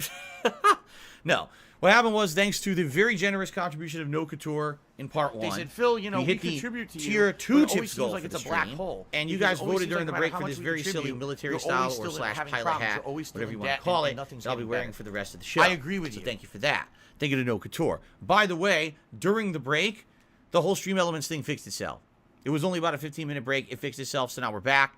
And no worries there. If you want a tip, please by all means do. Thank you for any retard? I have to ask. contributions during today's stream. But let's continue. Let's jump further into the forum questions, shall we? All right. By the way, if you're watching this on demand on YouTube, you missed part 1. It should be live. Go check that out first. Now on to part 2. Okay. So, we move on to Gustavo123777. And let's see what he has to say, because this is a giant paragraph that I need to read first before we answer the question. Okay? Okay, here we go. Ready? Hey, Phil, there are times when life gets hard and our mind tries its best to make us give up and essentially flee from certain dangerous situations, when from my point of view, they're only there to make us grow as a person. One perfect example would be when you get a new job and you have that fear that we all know. It creeps in and it says, oh man, what if I'm not good enough for this job? What if I don't learn it right away or fast enough to be effective? I think these scenarios are very important because if you contemplate about it a little bit, when forced to get out of our comfort zones, we, most of the time, get very anxious and scared and thus have 3 options: fight, flight, or freeze. Very rarely do people have the mental capacity to think through these situations and take the best course of action. They generally run on or completely freeze. Having that in mind, what's your opinion on mental toughness? Do you think it is possible to train your mind so when something happens unexpectedly, we can be able to take action in a more resourceful way instead of letting our mind dictate our behavior? Yes, I do believe mental toughness is real. I do believe that you can train your mind to react differently to things. I can tell you firsthand from my experiences over the last 13 years as a content creator, I've had to do that. How many times, ladies and gentlemen, have I faced a roadblock that looks like it could be the end of the road for me as a content creator? Oops, I'm banned from YouTube. Oops, I'm banned from Twitch. Oops, I'm kicked out of a payment processor. Oops, this thing is going wrong. Oops, this horrible thing is said about me all over the internet and everyone thinks it's real, right? I couldn't even tell you how many times this has happened. And the same thing happens every time. I'll tell you, at first it was different. Here's what used to happen. Back in the day, I would get banned from YouTube. The very first time I got banned from YouTube, if you remember, over a decade ago, for something I didn't do, it was completely false. False copyright claims and bullshit. I got very, very upset. I got incredibly angry, okay? Back then, my reaction to everything was just rage. Straight up, seeing red, so furious at everything. And you would see me immediately go make a rant video about it, talk about it for like a half an hour, how fucking pissed I am, that bullshit, and these companies shouldn't have the right to do this to me, and blah, blah, blah, blah, blah, right? Because that's initially how I reacted to everything back then, over a decade ago, was anger. Straight up, just angry about everything, okay? And then over a few times of stuff happening to me like that, and realizing that actually, none of it was ever legit. Like, the stuff that used to happen to me, the false copyright strikes and takedowns and things, it was all false. It was all some dickhead on the internet impersonating these companies, trying to basically get attention for themselves or get a rise out of me. And I realized that essentially that kind of reaction is what they want. That's literally the reaction that these people want. They want to see me get so upset and rage-filled. They get entertainment factor out of that. They feel, wow, I had a concrete effect on a person on the internet today. And so, therefore, I can make them rage. I can make them go crazy by doing this fucked up thing to them. On the internet. That's what they want, right? Whatever the fuck this idiot's name. And also the thing is, after this kind of thing happened to me so many times, I literally became desensitized to it, you know? Like, at a moment's notice right now, this stream could go bloop offline. This video could get zoop blocked on YouTube, you know? I don't have any initial control over that at all. And it could happen. I mean, I've just come to accept the fact that my presence on the internet, as much as I would like to believe is wanted by a group of people, and that, for example, I've been on YouTube now since 2007. You would think that after 14 years of using a site, the site would be like, okay, we're okay with your content. It's good. Continue. It doesn't mean nothing. At a moment's notice, these things change, and all these mistakes are made, and things get screwed up, and your whole livelihood could be crushed under your foot like a bug at any moment. That's how screwed up the internet is. And I know that now, okay? So, when these things happen, I don't get angry anymore. I actually don't. It came to the point where it was happening so often, or at least a couple times a year, that basically I would just kind of like, okay, instead of letting the anger get to me and making a rage fucking video about it, I got to do something more rational. I have to now tackle this situation from a rational standpoint. Is this something that's fixable? Was it a mistake that I can get overturned? Was this something that was not a mistake? And now I'm done, you know, being able to do business or broadcast on a certain site, you know? What are the repercussions? Is this something that is just a temporary punishment for something that happened that's a slap on the wrist?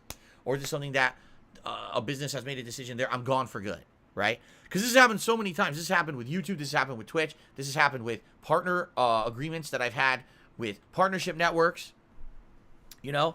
And after it happens so many times, you basically have to become way more mentally tough and not let your emotions get to you. Because every single time that one of these things happen, and I feel like I'm mistreated or I'm being, you know, treated badly, if I just got insanely full of rage, I may not have really gotten to the bottom of what was going on. I may not have gotten the help that I needed to get these things overturned as quickly as sometimes I can get them overturned. And it's just not good for anyone to let that emotion overcome you. I understand. Now, here's the other thing, too. When this kind of stuff happens, I always get the same feeling. Okay, now I get this feeling in the pit of my stomach. This feeling of dread, this feeling of worry, this feeling of, is this the end? After all the work and effort and the time and the dedication and everything that we've been through, is this the end of it for me on the internet? Is this the end of the saga, right? Is this, you know? And I know, logically in my head, I know that it doesn't matter what happens, what business does what to me, how someone mistreats me or whatever. There's always another solution. There's always another way to do things. If Twitch doesn't have me, I'm on YouTube. If YouTube won't have me, there's a bunch of third-party companies. If they don't want me, there's Facebook. You know what I mean? There's a million places I can do what I want to do. I know that. I know that no matter what, I have a dedicated fan base that follows me around and will support me no matter where I go or what I do. Well, just look at what happened this year with me moving from Twitch to YouTube. It was a tough transition, but here I am going strong 4+ months later, and my channel is actually growing for the first time in many years. You can't really say that about, you know, stuff on Twitch. I'm actually having growth on YouTube for the first time in like 4 or 5 years, and it's actually turning out to be positive in the long run, which is amazing, okay? By the way, shout out to Nate the Great. Thank you for the resub. He said shout out to Lub. All right, thank you, Nate the Great. Appreciate that. But yeah, you know, the way that I look at it now is very different than the way I used to. When I used to come out to one of these challenges, I absolutely let emotion get the best of me. But now I feel that I've been through the ringer enough, and enough of this crap has happened to me, that I just kind of say, well, it's just the next thing. Let's approach it logically and rationally. Let's not lose my cool, and let me just go ahead and do what I need to fix it and then move on, okay? I mean, just recently, we had people committing identity theft, okay? I found out that people had gotten information they definitely should not have had access to. They were doing fucked up things in my name, which is a federal offense. A federal crime. If this person was arrested, they would go to jail for like years of their life for doing this to me, okay? I had to spend so much time behind the scenes here trying to fix the damage that was done, not only to my credit, but other things that was happening. Like, really messed up stuff was happening. I didn't tell you guys because I'm not going to go into detail about it. There's no point in trying to give attention to these scumbags, okay? But the stuff that's like public on the internet is the tip of the iceberg of what was done in my name behind the scenes to try to ruin my life.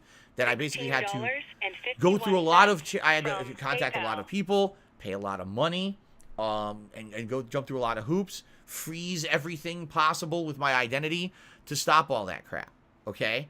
And the sad part about it is, like, it's not bad enough that all that's happening, but then on top of that, there's just blatant fraud, blatant misrepresentation of the facts, and lots of slander and defamation about me on the internet as a result of the identity theft that I can't really do anything about or combat, because I've literally been advised by legal counsel, just don't talk specifically about anything moving forward. Because again, now I've like I told you last year, that's what I was told when I was going through my bankruptcy. Like, now I've literally been told straight up, point blank, just, if you have to mention it vaguely because people know about stuff going on, just don't ever talk about specifics ever again like this. Because as you can see, all that will happen is that people will use those specifics to twist the truth and make you look bad. So there's no point in even talking about it because you'll never win. Like, there's no winning battle against people who do this kind of shit to me. People are now committing federal crimes against me, right? And it's like, the lawyer is correct. The lawyer is correct. There's nothing I can do on a stream. There's nothing I can do talking to you guys. There's no video I can put out. Nothing can stop this behavior at this point. This is crime and this is mental illness. This is not the behavior of normal people. This is concerted, malicious activity against me to try to ruin my life. And the less that I talk about it and the less that I say about it, the better. So I'm taking the legal advice I have received. I am not going to go into detail about this shit anymore. But let me tell you something. If I didn't have a decade of abuse against me before this identity theft happened, I probably would have fucking lost it. All right? I can tell you, I've talked to people from outside of the internet realm, that people who don't know, don't watch my content on YouTube, don't know me as a content creator. And they found out that this had happened to me. And they actually reached out to me personally to say, are you okay? And I'm like, yeah, I'm okay. It's all right. Everything's fine. You know, you don't have to worry too much about me and my wife or whatever here. We're all right. And they're like, really? How? With all the shit, all the slander about you on the internet, which they weren't even aware of. They're like, all this slander about you on the internet and shit. And now, literally people taking an opportunity where someone committed federal crimes against you and trying to use that to further their own malicious purposes on the internet. How do you cope with that? Right? The answer is mental toughness. I've been around now, the internet, 13 years as a public figure. All right? I've had so much shit done to me. Whether it was doxing, whether it was being DDoS attacked, whether it was being swatted, all the malicious pranks and things that have happened to me and my family behind the scenes. You guys only know, I'm not exaggerating, you guys watching this probably know about roughly 30 to 40% of the stuff that's happened. That's about it. You don't know the extent of the stuff that this happened because the more you talk about it, the more people feel, oh, I got that rise out of Phil that I was looking for. Just like I said, when people are doing the false copyright strikes and shit, why are they doing it? Because they want to get that rise out of me. They want to see me be overreacting and be upset. That's what they want. They feel like they're powerless in real life, so let me do something anonymously on the internet to fuck with someone else's life so I can get that reaction. That's exactly what they're looking for, okay? So, why bother with it? I just let my mental toughness say, you know what? I've been through this before. This is not the worst. Like, undoubtedly, out of everything that's ever happened to me, okay? The worst thing that's ever happened to me was 5-6 years ago, the accident or whatever, right? It happened. I publicly admitted it happened. It was a low point in my life where I was suffering from depression. I was in a really bad personal place in my life at the time when it happened, which is why it happened. And I got through that. Like, the way I see it, I know nothing worse than that will ever happen. Seriously, like, nothing worse than that will ever happen because that was the most embarrassing thing that could possibly happen. The only thing worse would be, like, if I was actually completely nude on the internet or something, right? Like, that would definitely be, like, that's the worst thing. That's never going to happen. I've never, ever in my life nude in front of a camera on purpose. That shit is never going to happen to me on purpose. I will make sure it can never happen, okay? I've taken every opportunity, every protection. There's no fucking way that could ever happen to me, okay? Thank God. So, with that being said, the worst has happened to me. And I've learned from it. I will never have that kind of thing ever happen again. Anything else that people does to me is just fucked up things that they do to me. It's, you know what I mean? Like, I did the dumbest thing I could possibly do. All right? And I'm not, you know what I mean? I've been at the lowest. I've been at the lowest point that I could be. So, I've come out of that. That was 5 years ago, right? Over 5 years ago. That's in the past. I've far surpassed it. I've evolved as a person. I've evolved as a content creator, okay? None of that is going to ever affect me ever again. Ever. So, I don't need to worry about that. All I need to worry about is the mental toughness to get through each hurdle that hits me. Because there's going to be more hurdles. I know. This is not the end of the road for this shit. Some people are like, wow, that's like the worst thing that could happen to you. Identity theft and people getting access to information and then using it for malicious purposes and doing fucked up stuff. There'll probably be more, you know. And to me, it's just kind of like, you roll with the punches at this point. You fix the issues, you roll with the punches, you move on. Does it set me back? Yes. I'm now been set back significantly financially yet again, as if the Twitch thing earlier this year wasn't bad enough. Now I'm set back again because of it. But what can I do? I can sit here and I can rage like an idiot, and I can scream at the clouds, and I can scream at you on the internet, and it doesn't fix anything. So instead of that, okay, it happened, fuck it, move forward positively, keep going. And I actually talked with a few people who were like, I can't believe that's your reaction. If that were me, I would have lost my shit. I would have, said fuck this and threw in the towel. I'm like, no, I'm not doing that. No, fuck it, fuck that. Because you know what? It's like I said, my whole life, I have used this adversity against me as a way to motivate myself to continue. All right? For every person that does something fucked up to me, I realize I can remotivate myself to just do more fun, positive stuff with my life. So, if I were to say right now, that's it. Wow, identity theft, that's pretty serious. I quit. Then they won. Right? Then they won. They got away with it. They were the person responsible. Why the fuck would I give up? Right? I'm not an idiot. I'm not a fucking moron. I'm absolutely not going to be doing that. I'm going to continue moving forward positively. All right? As much as I possibly can. I'm never going to give up. I am. As hard as it can get, because I guarantee you there's going to be highs and lows. And, right now the situation is, thank God I'm pushing forward positively on my streams, and everything's good on my streams, and my streams are great, and my support is still there, and everything's good. Sucks behind the scenes of all the shit that I'm trying to clean up and fix, and how expensive it is to do so. But that's life. Keep going.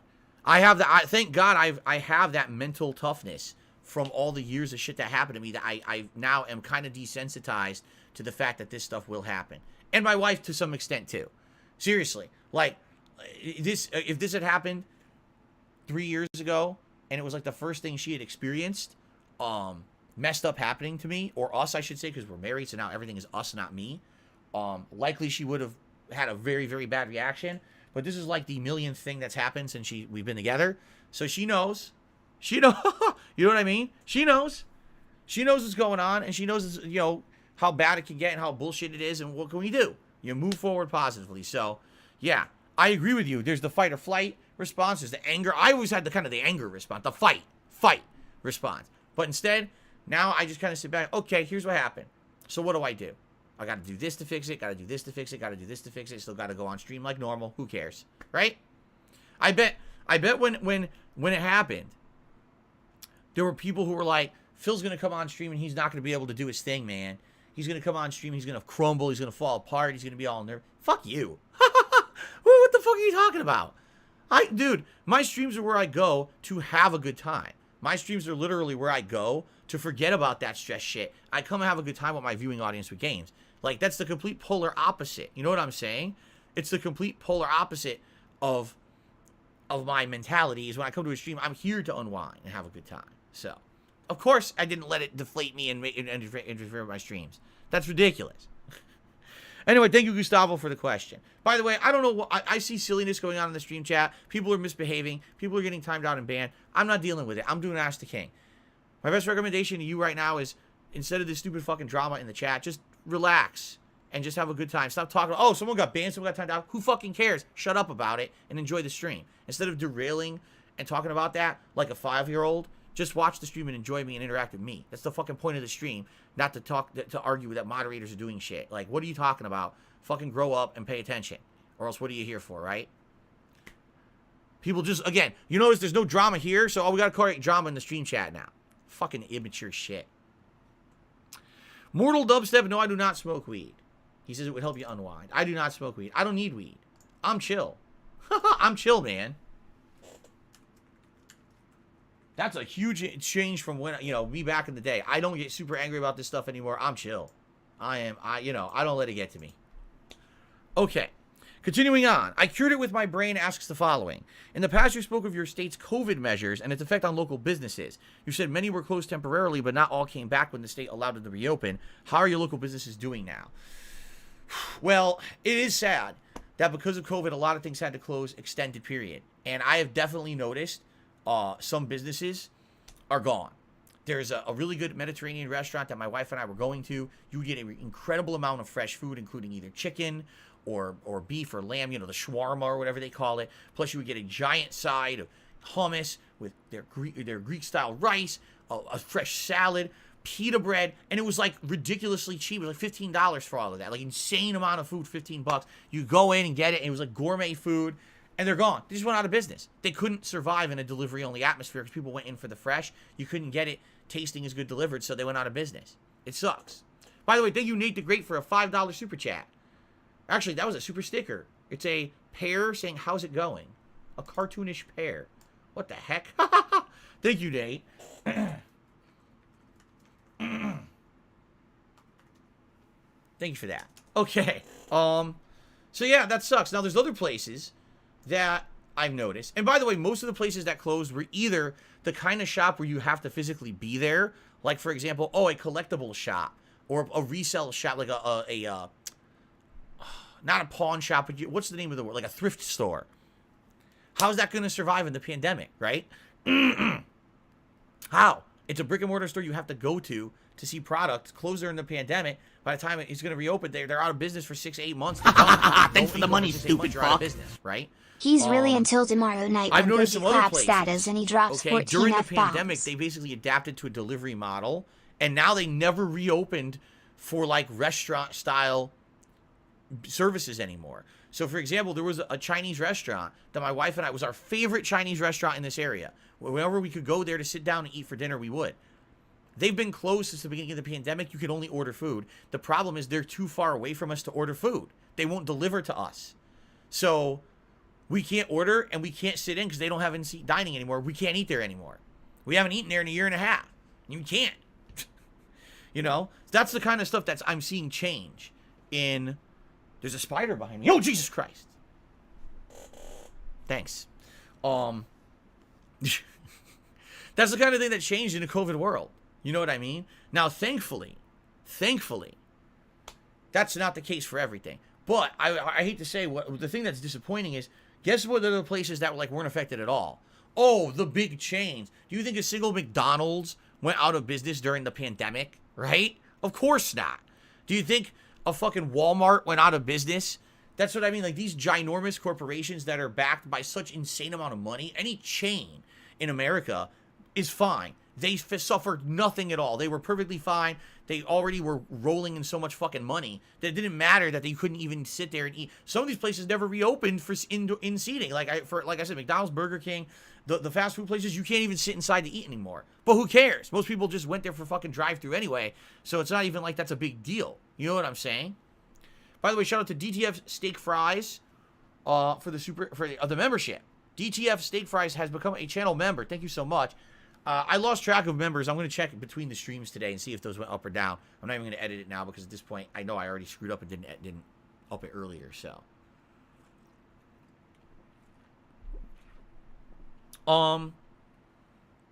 So for me, like, I look at the situation, I'm like, what sucks is it really looks like the little guy is who got destroyed by COVID. Very negatively affected. Any small business that didn't have millions of dollars of savings, right? Saved up to save your butt because you're not making income for 6 to 8 months when everything was closed. They're the ones that got slammed and destroyed. That sucks. If anything, what it is shown is that our government is not equipped for this shit. Our government was not ready. Our government was not ready to support these businesses. By the time they started finally handing out business loans to help these places, half of them were already going out of business. It didn't even matter. And now that the pandemic is over, which it's not, but you know what I'm saying, now that the businesses are open again, they can't hire anyone. Who wants to work at a restaurant that could go out of business again? People don't want the job that at least has a semblance of job security or is paying a decent amount of money. I can't work at your shitty fast food restaurant that could close again, and now we fucking get no income for another 6 months. I can't find a job. So even though they're reopened, he can't even staff them anymore. So all that going on, you know, it hasn't been great. I can tell it's definitely not worst case. Worst case scenario would have been like everything started going out of business around and now all of America's falling apart. That definitely didn't happen. Okay? But certainly it was disappointing when you start seeing the small places literally close. One of the things that was weird, even the bigger chains like Starbucks, in my local area, 3 Starbucks businesses closed. 3.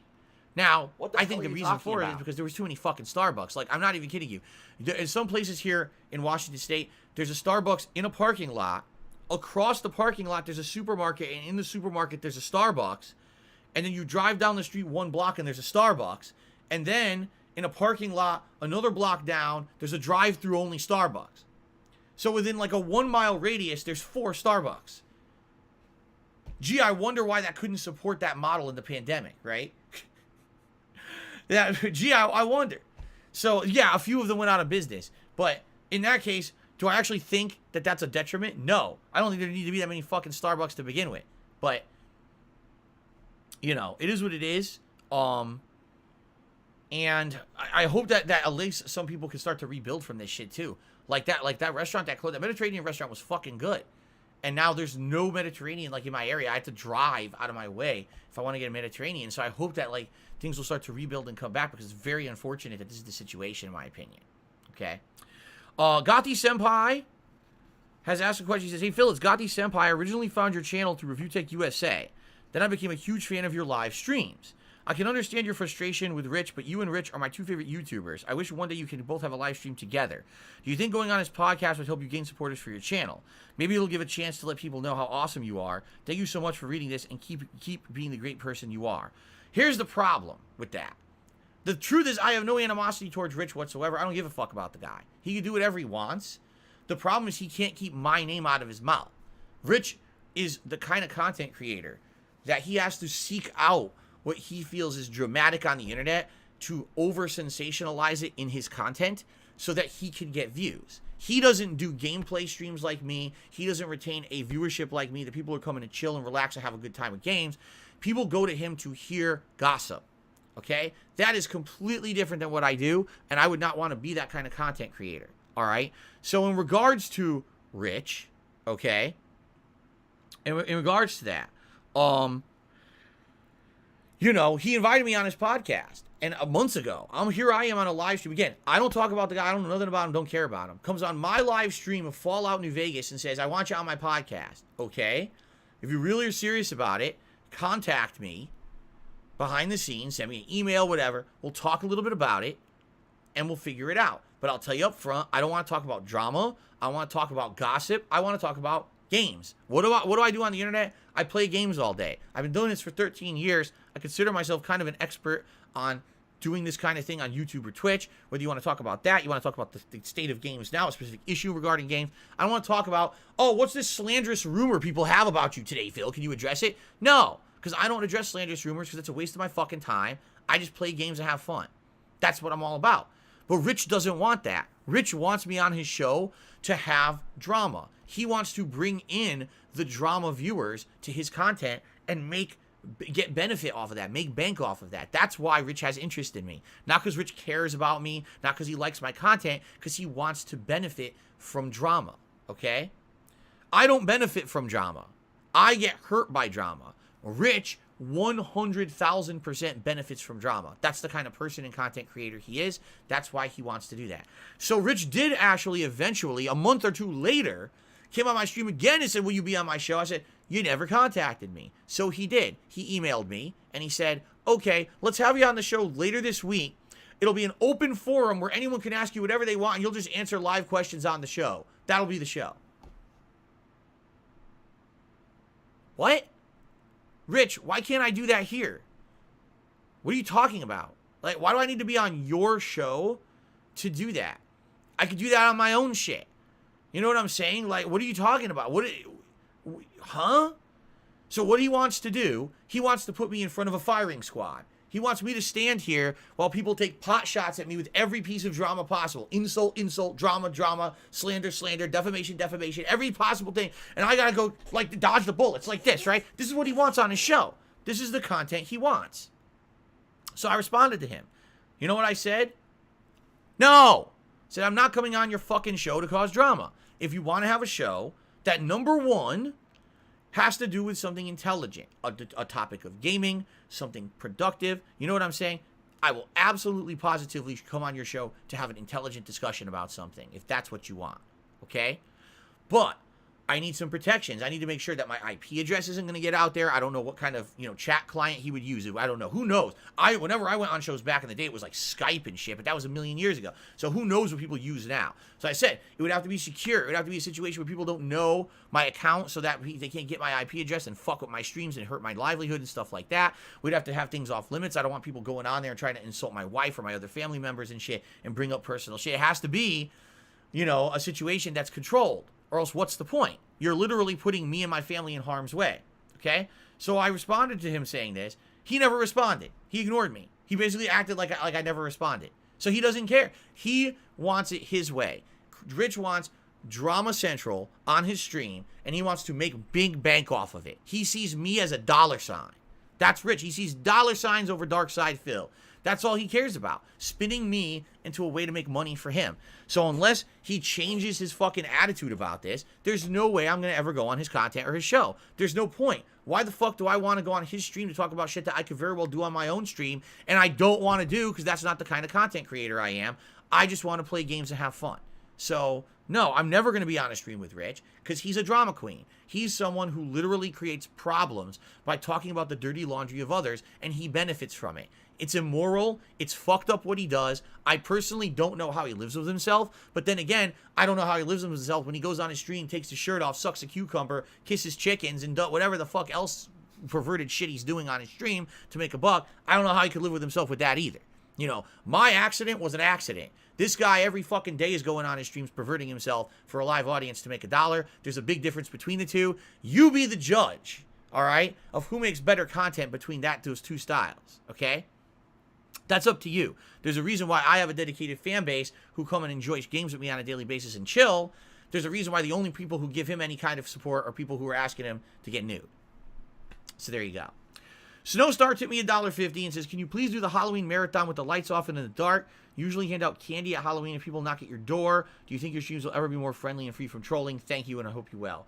First answer is, I could, and I've done that before. I even tried to do that like somewhat last year, and people complained they couldn't see. They were complaining they couldn't see me on, it was too dark.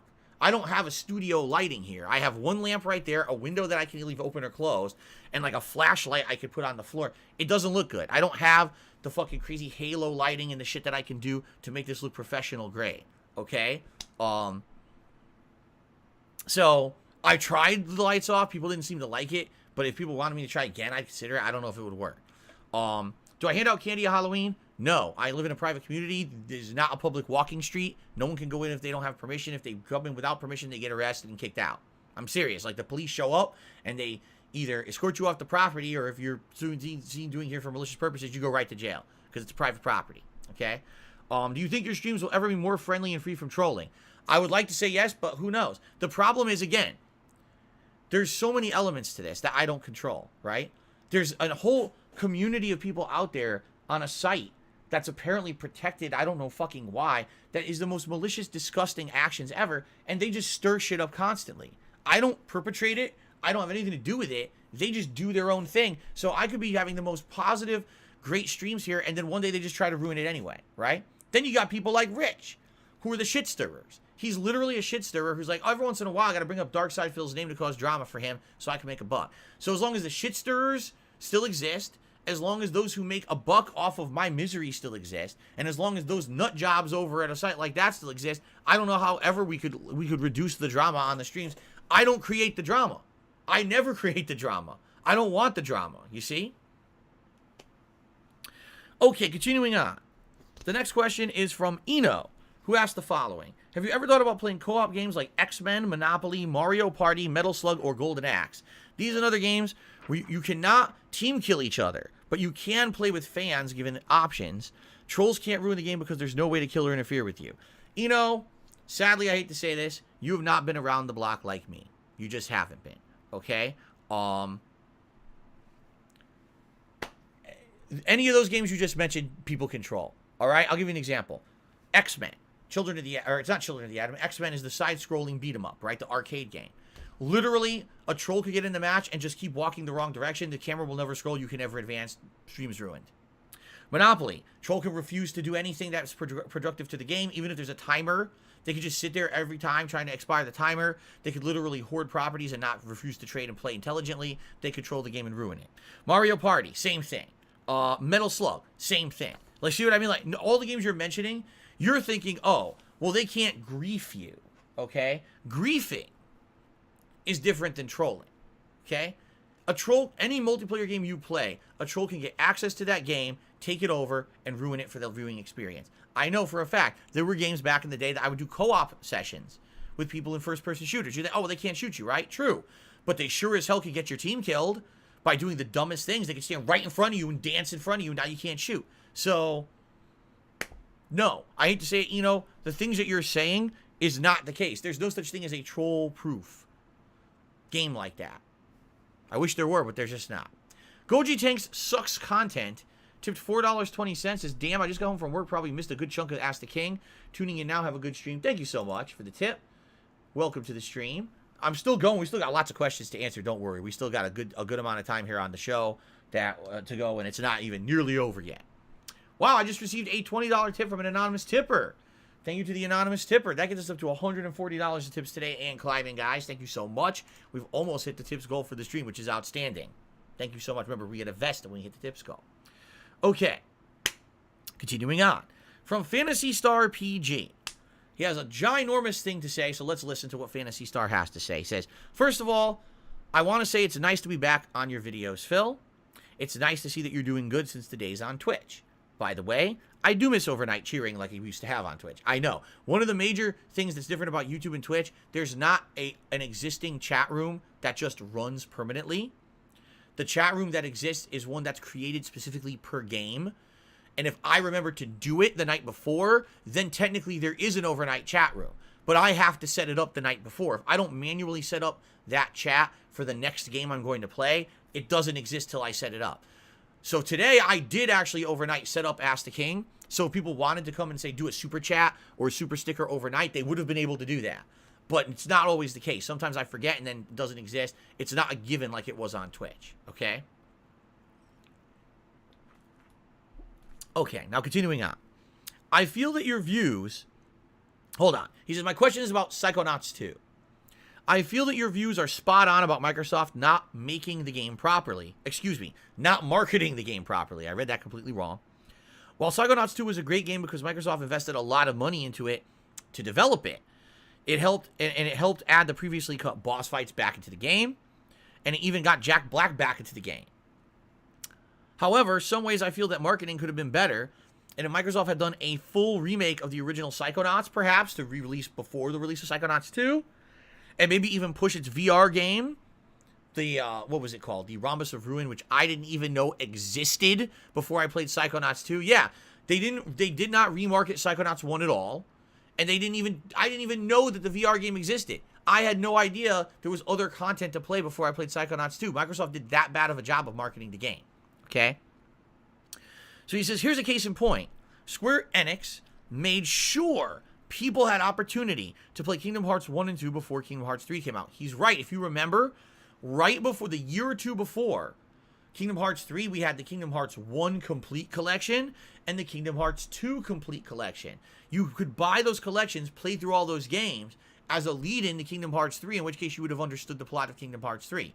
Microsoft did none of that with Psychonauts 2. They literally just threw the game out there and expected people to play it. Okay. Now, as for if there will ever be a Psychonauts 3, the only way I see that game being successful is if Microsoft puts it on hold until the next-gen Xbox comes out and they make it a day one launch title. Wow. Well, Phantasy Star, damn. You know, Phantasy Star, I have to say, you may be right, and that's really sad, because here's the thing, and I said this during my playthrough, I'll say it again, I actually feel that, I actually genuinely feel that Psychonauts 2 was an incredibly good game, and it was actually a game that I feel was one of the best games of the year, and I'm not exaggerating, and I'm not kissing butt here, because you know I don't do that.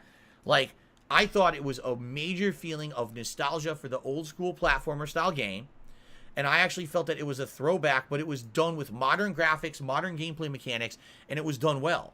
The plot was outstanding. Seriously, like, I was having a ball playing Psychonauts 2. But no one was tuning into the streams. People were telling me this game looks boring and outdated. It was crazy because the experience I was getting playing it was literally the opposite of what people were saying as they watched the streams. And I just didn't understand it. It was like there was a disconnect between me playing and people watching. And I don't know why. Maybe so many people did not play Psychonauts 1. Maybe, right, the Rhombus of Ruin, maybe people had known that was out. And maybe there was an opportunity to play Rhombus of Ruin not as a VR game. Because I wouldn't have played it. Even as a VR game, I wouldn't have played it. So I had to skip it because it was fucking VR. Who the fuck wants Psychonauts VR? Who asked for that? So, yeah. Now, here's the thing. I loved Psychonauts 2. And I think that there's definitely... Psychonauts 3 would be an outstanding game. But Psychonauts 2 apparently sold so poorly. So poorly. Even being under Microsoft Game Pass, which counts as a digital sale, Psychonauts 2 did not count as one of the top-selling games of August. Even with the fact that the game was free for Game Pass owners, it didn't make the top 10 digital sales for August. That's bad. That means, like, people literally said, what the fuck is that? Never heard of it, not playing it. They didn't even give it a chance, even though it was free. Fuck. That's terrible, because I really feel that's a hidden gem of 2021 that most people will not play, and they're really missing out on a great game. Especially for those of the people who then went and played Kena Bridge of Spirits, which in my opinion is a very similar style game. It plays like an older school game, PS2, PS3 era game, with modernized graphics and some modernized gameplay elements. But man, it looks gorgeous, but it plays like a classic. That's pretty much Psychonauts 2 in a nutshell, only Psychonauts 2 has really good writing as well. And by the way, Kena Bridge of Spirits was not on Game Pass. It's a PS game, PlayStation game. It's not on Xbox, you know. Anyway... I kind of feel like, yeah, I feel like since Psychonauts 2 was such a sales dud, this might be the end for the franchise. By the way, Double Fine said as much. Like they said, we don't have plans to continue the Psychonauts games right now. They're going to work on other stuff now. So that's good, I guess. Because I feel that was the comeback game for Double Fine. I actually feel like the past 1 or 2 games Double Fine put out were not good. This was the comeback game. So now they've proven themselves and they can go to making another great franchise. I hope. I guess we'll see, but yeah, this is very unfortunate because I really loved it. I loved that game.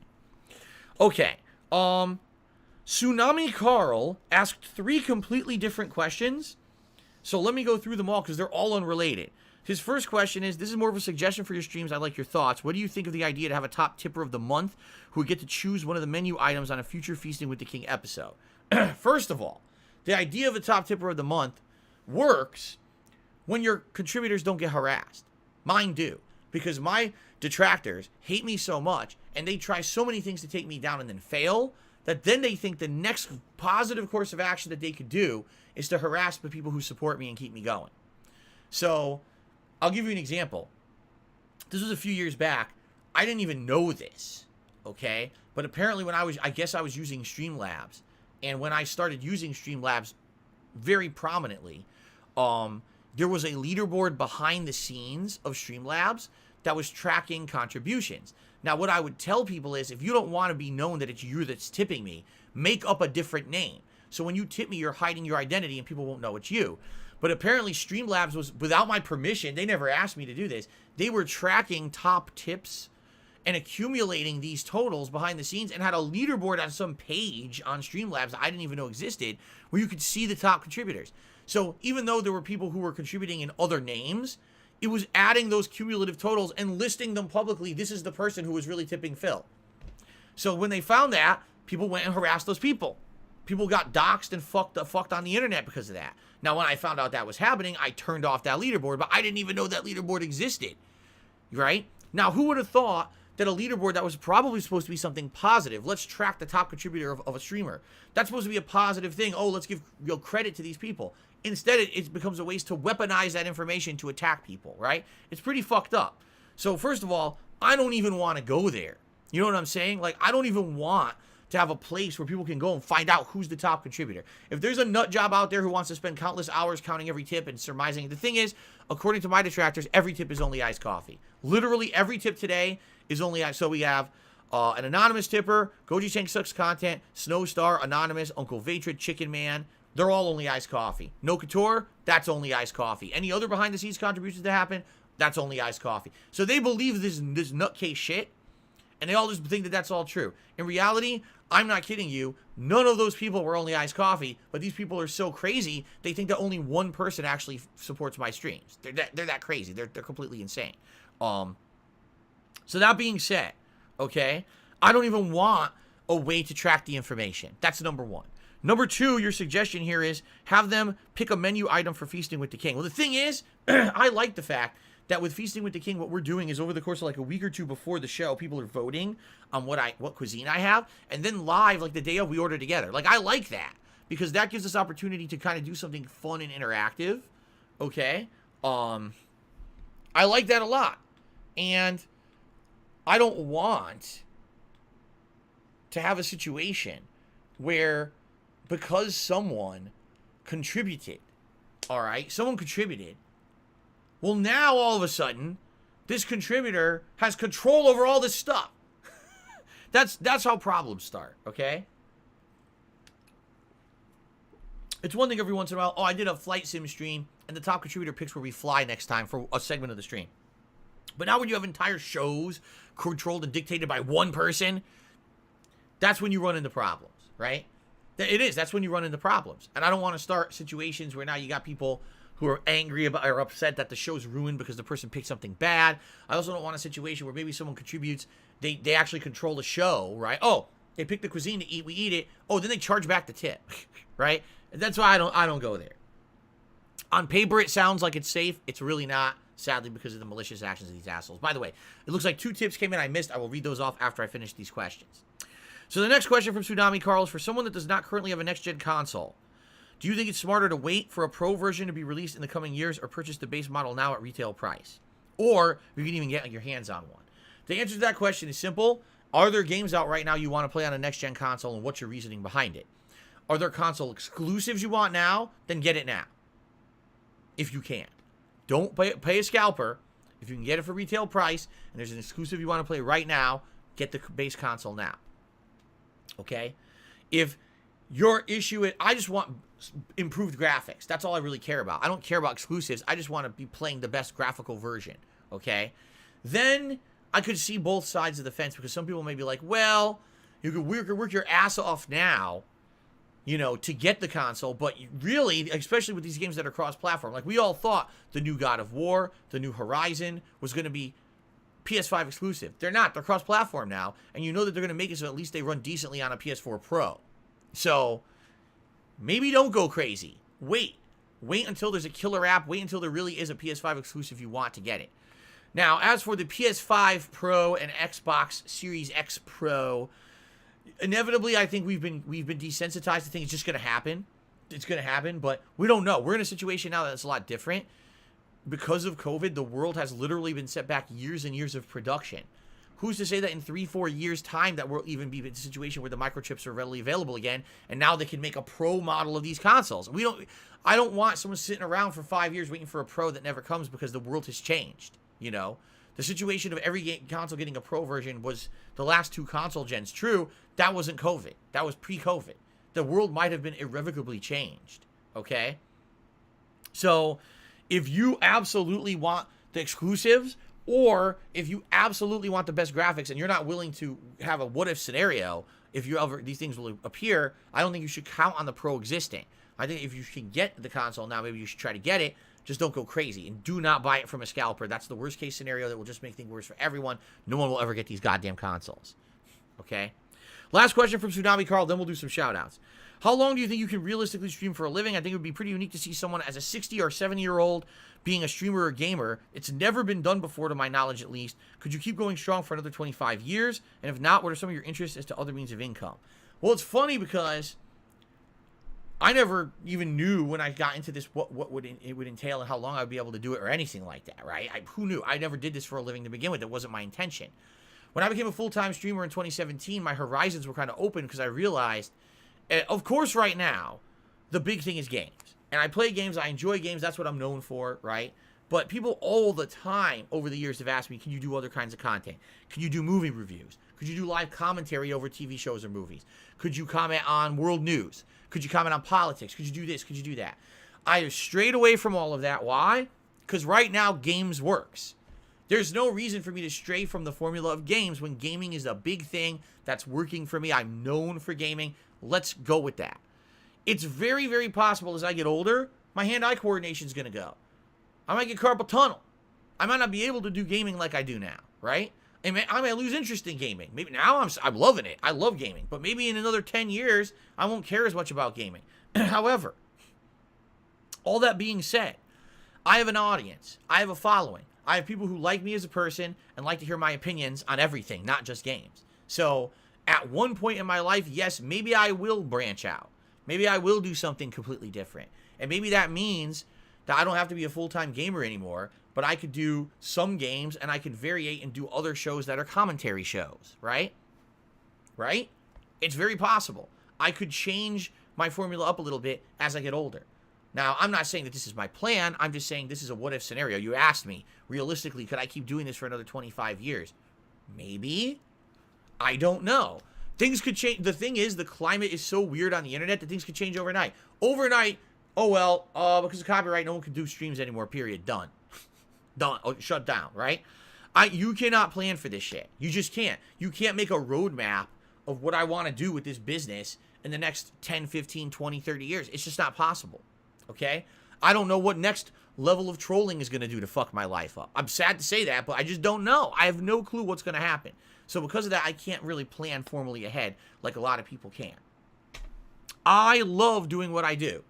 I would love to keep doing this, but reduce the amount that I do it. I would love to have at least another extra day off to spend with my family. Right now, the 1 day a week, I cherish that time I have with Kat, but it's not enough. We end up running around half the time running errands and shit and not having time to spend time together at home and doing stuff like that. Like, there's things we'd love to do around the house, stuff, clean out the garage, use it for other things. I can't. I don't have time.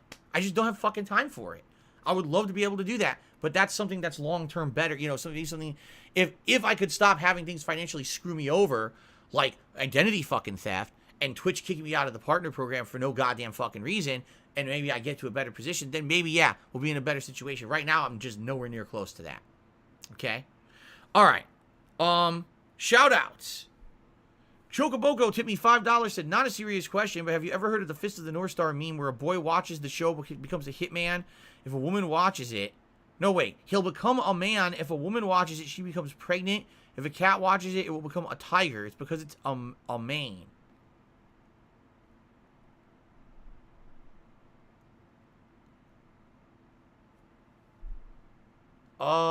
Thanks for the tip, Choco Boko. I really appreciate the support. Thank you so much. Okay. Continuing on. Cooper Koopa is here. Tip $4.20. Says, hey, Phil, I'm loving the stream. Good to see that you're going strong, sir. Thank you, Cooper. I appreciate that very much. And I appreciate you coming back and supporting the stream. I just kicked the camera and screwed all this up.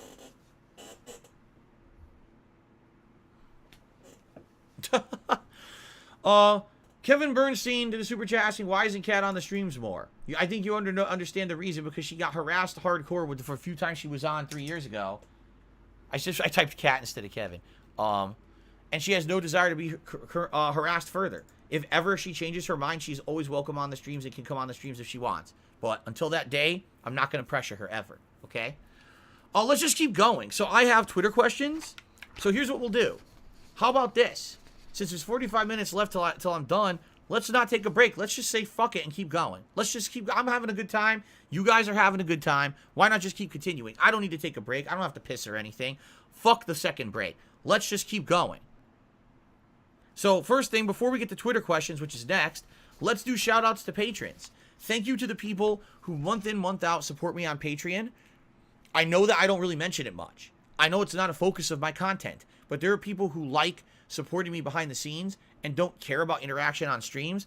But once a month, I give them a shout-out, or I say once every 2 months when we do Ask the King, I give them a special shout-out. So here we go.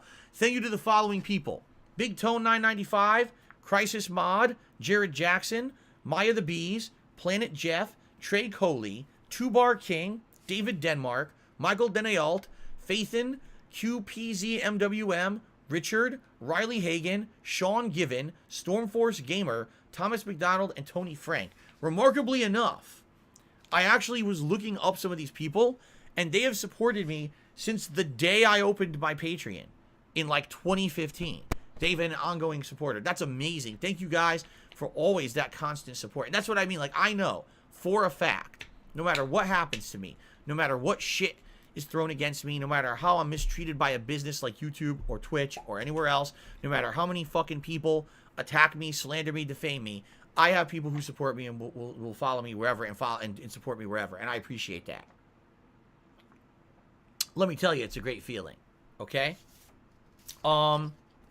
So, we're about to start Twitter questions, but ladies and gentlemen, Chicken Man just tipped me $1.50 and says, people have no idea how bad Starbucks is in your area, more so Seattle City. When I visited, I swear I see 3 in a block. Yeah, it's insane. This is the birthplace of Seattle. Or, excuse me. Of course, it's the birthplace of Seattle. It's the birthplace of Starbucks. Seattle is the birthplace of Starbucks. The original Seattle is still... I keep saying Seattle. The original Starbucks is still in Seattle. You can go there right now, the first location. So... that's why there's so much Starbucks here, and there's no Dunkin' Donuts. The only competition is actually like little local coffee places, but no competitors are out here. Nothing like that. It's just Starbucks everywhere. Guess what? Let's go ahead and do a poll, because we now have a vest, ladies and gentlemen. Which vest is Ask the King best? We've got the beige. We've got the denim. We've got the camo. And we've got the gold. Thank you guys so much for your support. Please vote on a vest. Pretty awesome. Alex to me $1.50 said, do you think they just forgot to turn off auto bill? Maybe. Who knows? But actively every month, all my active patrons, I send direct messages on Patreon. And if they have it set up properly, they should be getting emails when I send them those messages. So they should be getting pinged at the very least once a month to say, hey, thanks for being an ongoing patron, you know. Okay. Yes, Seattle is the birthplace of Seattle. You're right. All right, we're on to Twitter. Oh, wait.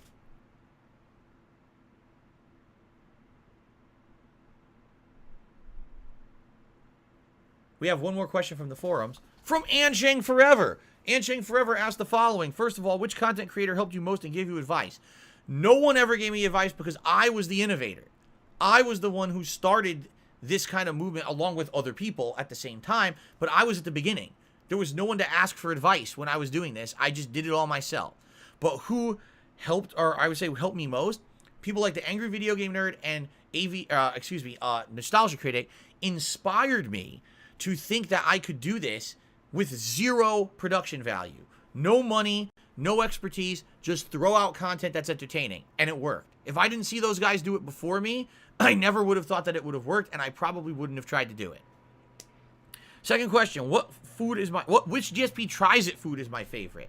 That's a really tough question, because over the years, I could tell you distinctively the things that were the worst on DSP Tries It that stood out. It's actually harder to remember the good things. Like, I would argue probably there was 1 or 2 kinds of pizza that was really good, but I don't remember what they were. I remember once there was a McDonald's burger, I think it was called the Clubhouse Burger, that had a special sauce, bacon, a bunch of good condiments, and the burger was actually seasoned meat. I went and got that burger over the course of that year that it was existed. I went and got it like 2-3 more times because I liked it so much. Then they did away with it. You see? But this is the thing, like, it's easier. It's much easier to remember the bad things than the good. So it's hard for me to say what were the best things. People would essentially have to look back over the decade that I've been doing DSP Tries It and look for the ones that I rated really highly and pull them themselves, because I can't remember those. Okay? Sensei Pride said maybe you'll have to try those again. Maybe, but again, that's the funny thing. I almost guarantee you the things that I like so much don't exist anymore. Because a lot of the things I did on DSP Tries It was like, oh, a new menu, limited time item at Wendy's or something. And they probably isn't there anymore, so I couldn't even retry it if I wanted to. And then the final question from Anshang Forever, which YouTube video and stream that you made is your most memorable? I would argue the ones that stand out in my mind from over the years, I would say any of the stupid-ass PS Move shit, like Start the Party, and shit like that from back in the day was funny as shit, and I remember that. I remember doing the Olympics games with John and Joe and Howard and those guys. I definitely remember doing some of the original co-op playthroughs from back in the day. But I remember specifically playing games like the original Batman Arkham Asylum, where I took time off of work to play it before I was a full-time YouTuber, and loving the game. I remember the old school days of doing madness sets in Street Fighter 4 and how much fun that was to play Street Fighter 4 on a casual level. I remember Heavy Rain being the very first murder mystery style game where it was a whodunit and I didn't know who the actual murderer was and trying to guess during the course of the game. That was really neat. And then later on, years later, a game like Until Dawn. And then just last year, I would argue Little Hope. That was amazing to be able to do that live with you guys and then act like Colonel Sanders for half of it was funny as shit. Chill playthroughs like Lost Judgment or Dragon Quest 11. Like, those were really outstanding. Yakuza 7. Those chill, elongated playthroughs where it was more about having a good time and also making progression rather than just making progression. Those are the best streams to me these days because those are the times when we have great social interaction and have a good time together. And those mean a lot to me. They really do. That's just off the top of my head. There's probably a million things that were really fun and meaningful, but those are the ones that just come to mind. Okay? The gold vest has won. Ladies and gentlemen, we have not seen the gold vest on stream in a very long time. So I'm actually very excited to put on the gold vest. Let me go get it.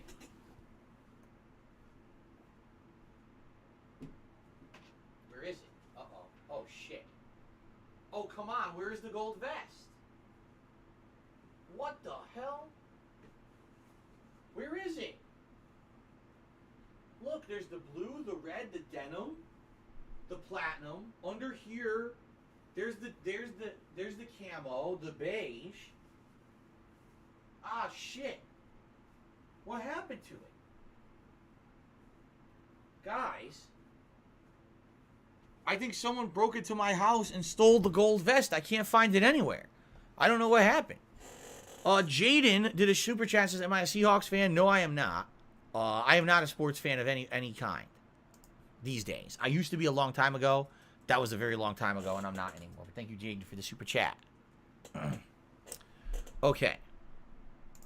So I'm sorry, guys. I would wear the gold vest if I could find it, but it seems to have eluded me. I don't know where it is, so. All right, let's continue on. Twitter questions, my friends. And this is the finale of the show, so let's go through everyone's Twitter questions. Alex Supers says, legit question, will you get another cat? Well, let me put this into perspective, okay? Right now, I'm working 6 days a week, full-time pretty much. I do get times between the streams to cook or whatever, and I get to see my wife at night, but I'm pretty busy those 6 days, admittedly. I see Jasper, obviously he sleeps with us in the bedroom, so I see him a little bit in the morning when I'm doing my thing, having breakfast. When I'm streaming, sometimes he can come in here, sometimes he can't, but sometimes he can come in here. I see him a lot of the times between the streams, which is nice. My wife works right now. Oh my God, excuse me. It's absolutely disgusting. Right now, she's working almost full-time. She wants to work more, but they're not giving her the hours she wants. But she basically works like full-time at least 4 days a week. So 4 days a week, she's very busy and really doesn't have time to spend with Jasper until like nighttime. Okay? So right now, arguably, are we even spending enough time with a cat who's not the kind of cat that likes to be left alone? Jasper very much does not want to be left alone. He's what they call the party kitty or the mojito kitty. He wants to always be the life of the party. He wants to be socially in the middle of everything because he wants attention, okay? And without getting that attention, he feels like he's lonely or he's being mistreated. So whenever we're around him, we have to give him constant attention. Oh, it's time to make dinner. Jumps on the counter right in the middle of what we're doing. Like, Jasper, ingredients here. What are you doing, man? But that's the kind of cat that he is, okay? That being said, getting another cat could definitely have two different kinds of effects, okay? It could be if we got another cat, that Jasper would actually feel like he has a friendly companion who now he can spend time with, and he can now feel more occupied during the day when, say, I'm busy or Cat's busy and we can't spend time with him. But typically when it comes to a cat like Jasper, what really happens is Jasper now gets jealous that the other cat is getting attention when he's not. You see what I'm saying? He is the attention-seeking cat. His archetype in his head, his personality type is, I want all the attention at all times. If he were to now have a competitor for our affection and attention, it would actually make him upset. All right? So, purposely, we're thinking he's not the kind of cat that would even want a cat companion around the house at all, okay? Maybe we're wrong. And the thing is, you know, we're not that we ever want to even think about this at this point, because Jasper is a young and healthy cat, but eventually one day Jasper will pass away. Would we get another cat after that? Maybe. I really like having a cat around the house. I'll be honest with you guys. At first, I was skeptical because I'd never had a cat before. And now I think that Jasper is a very fun and positive part of our lives, even though there's caveats or with everything where, yes, there's some negatives because he's here too, but the positives far outweigh the negatives. And I love having him. So maybe I would get another cat in the future, but I don't know if I would reasonably get a cat now with the kind of cat that Jasper is. I don't know if that would make any sense. Okay. Now, in addition to that, knowing that I don't have the amount of time that I would like to spend with my family, I think taking on another major pet like that would be pretty bad and irresponsible, don't you think? Why take on another pet that you know is a pet that's social and might need a lot of attention if you don't even know if you're spending enough time with your pet as is? I don't think that makes much sense. I think one cat's more than enough for us, for now. Okay? Let's see here. Skeleton question to me $1.50. He says, what's behind your fear of skeletons in video games? Are you scared of them in real life or games? I ask this because there's a skeleton decoration behind you. What do you mean there's a skeleton? That's bone meal. Don't remind me though. He says, thanks and have a good afternoon and evening. It's a running meme. It's a joke. It's not meant to be serious. The meme actually originated many years ago. The year when I played Dragon Age Origins. Okay? I don't remember what year that was. But when I played Dragon Age Origins, one of the major enemies in that game is skeletons. And I'm not kidding, like 90% of the enemies in dungeons is a fucking skeleton. And I'm not talking one skeleton, two skeletons. There's rooms where like you can't move. They're packed in there like a fucking can of sardines amount of skeletons. You know? So the running meme was Phil hates skeletons because they always get them. Then when I was playing Mortal Kombat, there was this guy who would play Quan Chi, and he would always use these skeletons against me, and there was a meme, look at my skeletons bitch, that evolved from that meme. Alright, so not only was I getting dominated by skeletons in RPGs, then I would play a fighting game and there was fucking skeletons. By the way, then I was playing Dark Souls and there were skeletons. So everywhere I looked, there were fucking skeletons. Everywhere. So, so that being said, it became a running meme. And it actually became a joke. I made Teespring merch of it and stuff like that. That's where it comes from. Am I actually afraid of skeletons? No. Actually, Bone Meal is my buddy. High five. He's my bud. He chills with me when I play games for many years here. It's all good. Dick Dickerson tipped me $2 and says, I don't think emulation is illegal when the game isn't sold by the developers. I'm not going to pay for the game when it costs 20 times the original price. I emulate everything, bro. Fuck resellers. Dick Dickerson out. Listen. I think there's a situation where is it morally okay or is it legally okay? Legally, if the game's available for sale, I don't think that you can even do the emulation thing. I don't know. I don't really know the legal ramifications of emulation. I don't know. I don't know when it's allowed, when it's not allowed, if it's even allowed. What I can tell you is I do feel like if you cannot get a game, if they're not readily selling it, then I think that it should be able to be emulated. But that's my belief, and, you know, I could be wrong. Legally, it might not be correct. Sam on Twitter asks, Phil, what skills would you say you've learned over the years as a YouTuber? Three major skills. One we already talked about. Mental endurance, mental patience, mental fortitude, whatever you want to call it. The ability to not freak out whenever something goes wrong. The ability to not get insanely angry or say stupid shit, because I used to do that all the time. Now I've calmed down to the point where I can handle things way more rationally. That's number one. Mental strength, whatever you want to call it. Number two, I now very much so, and better than I used to, have the ability to put myself into the shoes of another person. Okay? Rather than saying my way or the highway, and rather than saying this is my belief and I absolutely refuse to think about how you say things, now I say the world's not black and white. It's many shades of gray. You got to look from another person's perspective, and instead of saying this is right, this is wrong, black and white, what's the compromise? What's the situation where everyone can benefit and not actively be screwed over or hurting each other, right? That's the way I see the world now, because I've matured a lot in the last 13 years that I've been a content creator. You guys have hit me with so many situations and things that I never thought of, that now, like, I'm like, damn, things are so different now. Considering, you know, the way my life is, the way that things have gone, and the way that you guys have affected me positively over the years. You know, it made me really open my eyes and think about things in different ways. There was a time when I said, anyone who plays Minecraft is an immature idiot. That game has no value. Then I opened my eyes. I played Minecraft. I was like, this game is fucking really good. I'm an idiot for saying anything like that ever. Now I realize that everything that I say and do on a stream or in a video, that's a responsibility I have to make sure that I'm saying the right thing and being mature and not being an immature asshole just for shock value and attention. You know, like a lot of other content creators we've already talked about on Ask the King this time. I have a responsibility because I have a following to be responsible. You know what I'm saying? Like, if I'm not, then what will happen?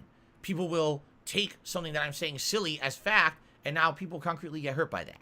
So I have to be careful, and I have to always be able to see from another perspective how other people think of things and make sure that I'm not being a dick, okay? And I guess the last thing that I would say that I have learned since I became a YouTuber, you cannot, absolutely cannot share everything with your audience. As much as I used to love being Mr. Transparent, as much as I used to love being the guy who would tell you all about everything in his life, I would share every experience. I would show you every meal I ate. I would show you every piece of new thing in my house. I would do tours, go on trips, vlog, everything. That has 1,000,000% come back to bite me. Because now, all of that information over the years was used to hurt me, to create slander or defamation. People now became obsessed with me to the point where now, because I don't share that, now it's like, well, we got to get as much information as we can because he hides everything, but screw him, we still got to get it, you see? Nut jobs have latched onto me in a point where now I can't even have like a normal life because of this shit.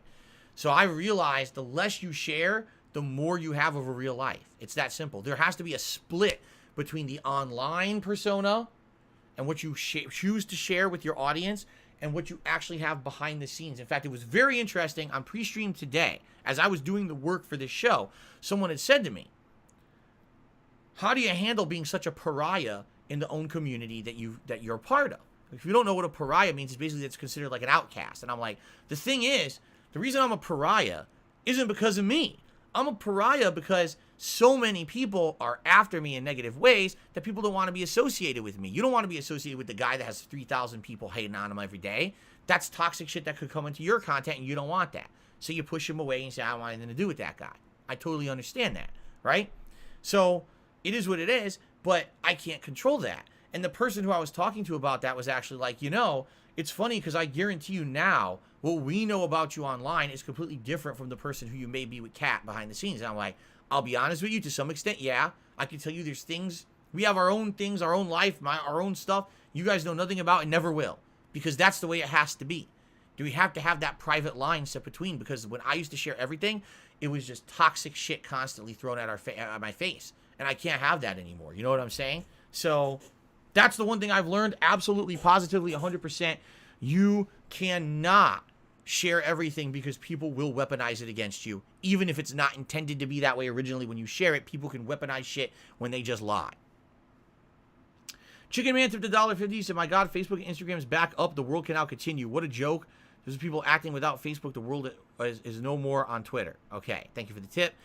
Skeleton Question tipped me $1.50 and said, thank you. That was an interesting and detailed and fun answer. You're welcome. Alex tipped $1.50, said, if you could sit and spin on one thing in the entire world, what would it be? I don't even know what you're talking about. Anyway, thanks for the tips, guys. Let's continue with the questions. Ghosty Witch asks the following. What are your thoughts about cross-gen PS4 games? Are you excited to see titles like Spider-Man 2 being on PS5 only? At this point in history, I'm happy they're cross-gen. I want more people to be able to experience amazing games. I don't want to feel like some fucking elitist because I lucked out last year and happened to get my hands on a PS5. And I think it's messed up that there are people who are like, oh, these games should have been PS5 exclusive, and now we got to play the watered-down version of the game. Shut the fuck up. Gaming is supposed to be something that everyone is open to experience, and you shouldn't have a fucking entry level, you know, you have to be this tall to play God of War. Because you don't have a PS5, you're down here, you can't play it. Fuck you. Seriously, that's such a shithead way. That's a gatekeeping way to have the mentality. I hate that. People should be able to enjoy games if they're good, and it sucks that we're in a situation no one predicted COVID would have happened. We didn't know it would affect gaming the way it did. It's time to stop with this elitist shit and just let people enjoy games for what they are. Spider-Man 2 being on PS5 only may be an amazing experience for those who have the PS5. But it's going to suck for those who don't. So, I see both sides of the fence here. Am I happy to get the overall best experience with that game when it comes out? Yes. But at the same time, I'm going to feel shitty that other people can't experience it. Derek has asked a question on Twitter, and he says, Phil, when you were a kid, did you have any goals that you set for yourself when you were in school that you completed and fulfilled? Yes. Concretely, I always had goals. I was a very goal-oriented kid. I was someone who always planned ahead. I want to get this level of achievement, this A's. I want to do this year in this club or this, whatever. That's how I kind of was. My parents basically told me school was the most important thing, and they always catered my life towards that. Like, if I did well in school, I would get rewarded for it. Oh, you got all A's on your report card? You could get we'll buy you a video game as a reward. That's how it was in my life. It wasn't you just get shit because you're my kid. It was you earn it through working hard. That's how my life was when I was a kid. So I was always a goal-oriented person, disciplined to get to the goal. When you get the goal, you get the reward. That's how my life always was back then. So, but yeah, was it crazy, over-the-top, insane, unattainable goals? No. It was more like get A's on your report card, do well on this challenge, try to make the best project at the science fair. You know what I mean? Those are the goals. Virtual Fox asks, thoughts on future stream improvements, what's next? For me, the next way that I feel I can improve my streams at this point, got a better chair, got a better console setup, right? The next thing would obviously be new PC and new webcam so that the visuals here can look better. We could do green screen because I have a better webcam, but I can't implement a better webcam until I get a better PC. So it all goes hand in hand. I would like to do that next year. In fact, I would say my goal for 2021 is to improve that. Get a new PC going, get a new camera going, get everything visually looking better, even the lighting and everything in here, everything better. That's my goal for next year. I don't know if I'll be able to achieve it because every single time I get ahead, it all gets taken away from me. Get kicked out of the Twitch partner program, get fucked over with identity theft, but we'll see what happens in 2022. Chocoboco Timmy $5 said, real question, if there was a PSX game that could get a remake, which would it be? It could be any PS1 game that hasn't got one yet. Dude. You're asking me a crazy question. I would have to look at the history of PS1 games that didn't have future installments. Like, I would say, I really liked Twisted Metal back in the day, but they tried that on PS3 and it failed. So, I don't know. I'm sorry, Chocoboco. I can't answer questions like that on the fly off the top of my head. I have to do some research. Kay asked the following. What new game announcement would have you extremely excited to hear about? A new Street Fighter, perhaps? No, in fact, since I have no confidence in Capcom making a good Street Fighter ever again, I'd be incredibly skeptical when Street Fighter 6 finally gets announced, which eventually it will be. I guess for me, it would kind of be like the new Elder Scrolls actually having concrete information and a release date, or a new Fallout actually having a release date and information. You know what I mean? Like those kind of games. Or a new Infamous. That would be neat. I feel a new Infamous game would be really cool. Or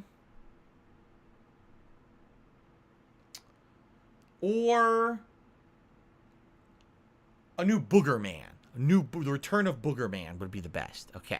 This is Briarius says, will you stop streaming at age 50 or there's another number where you decide to hang it up? Oh, we actually already addressed this. So I like streaming to the point where I feel like I could do this for a while. I don't know how long, but I would like to keep doing it. Whether I do it as a full-time gamer is another issue. Maybe in 5 years' time I get carpal tunnel and I can't do it as much anymore. Maybe in 5 to 10 years' time my hand-eye coordination's shot and I can't play all the games I used to play. Then I can mix it up and do a variety of stuff. But we already kind of answered this question. Sorry that I kind of picked the same question twice. I didn't realize that I did. Okay. UNFW asks, why not stream earlier to try to get a European audience? Well, I do. My earlier stream is intentionally early in the morning for me to try to get a European audience. I'll be honest with you. Do I think that anyone in the United States is tuning in adamantly at 10:45 a.m. to watch me play? Probably not.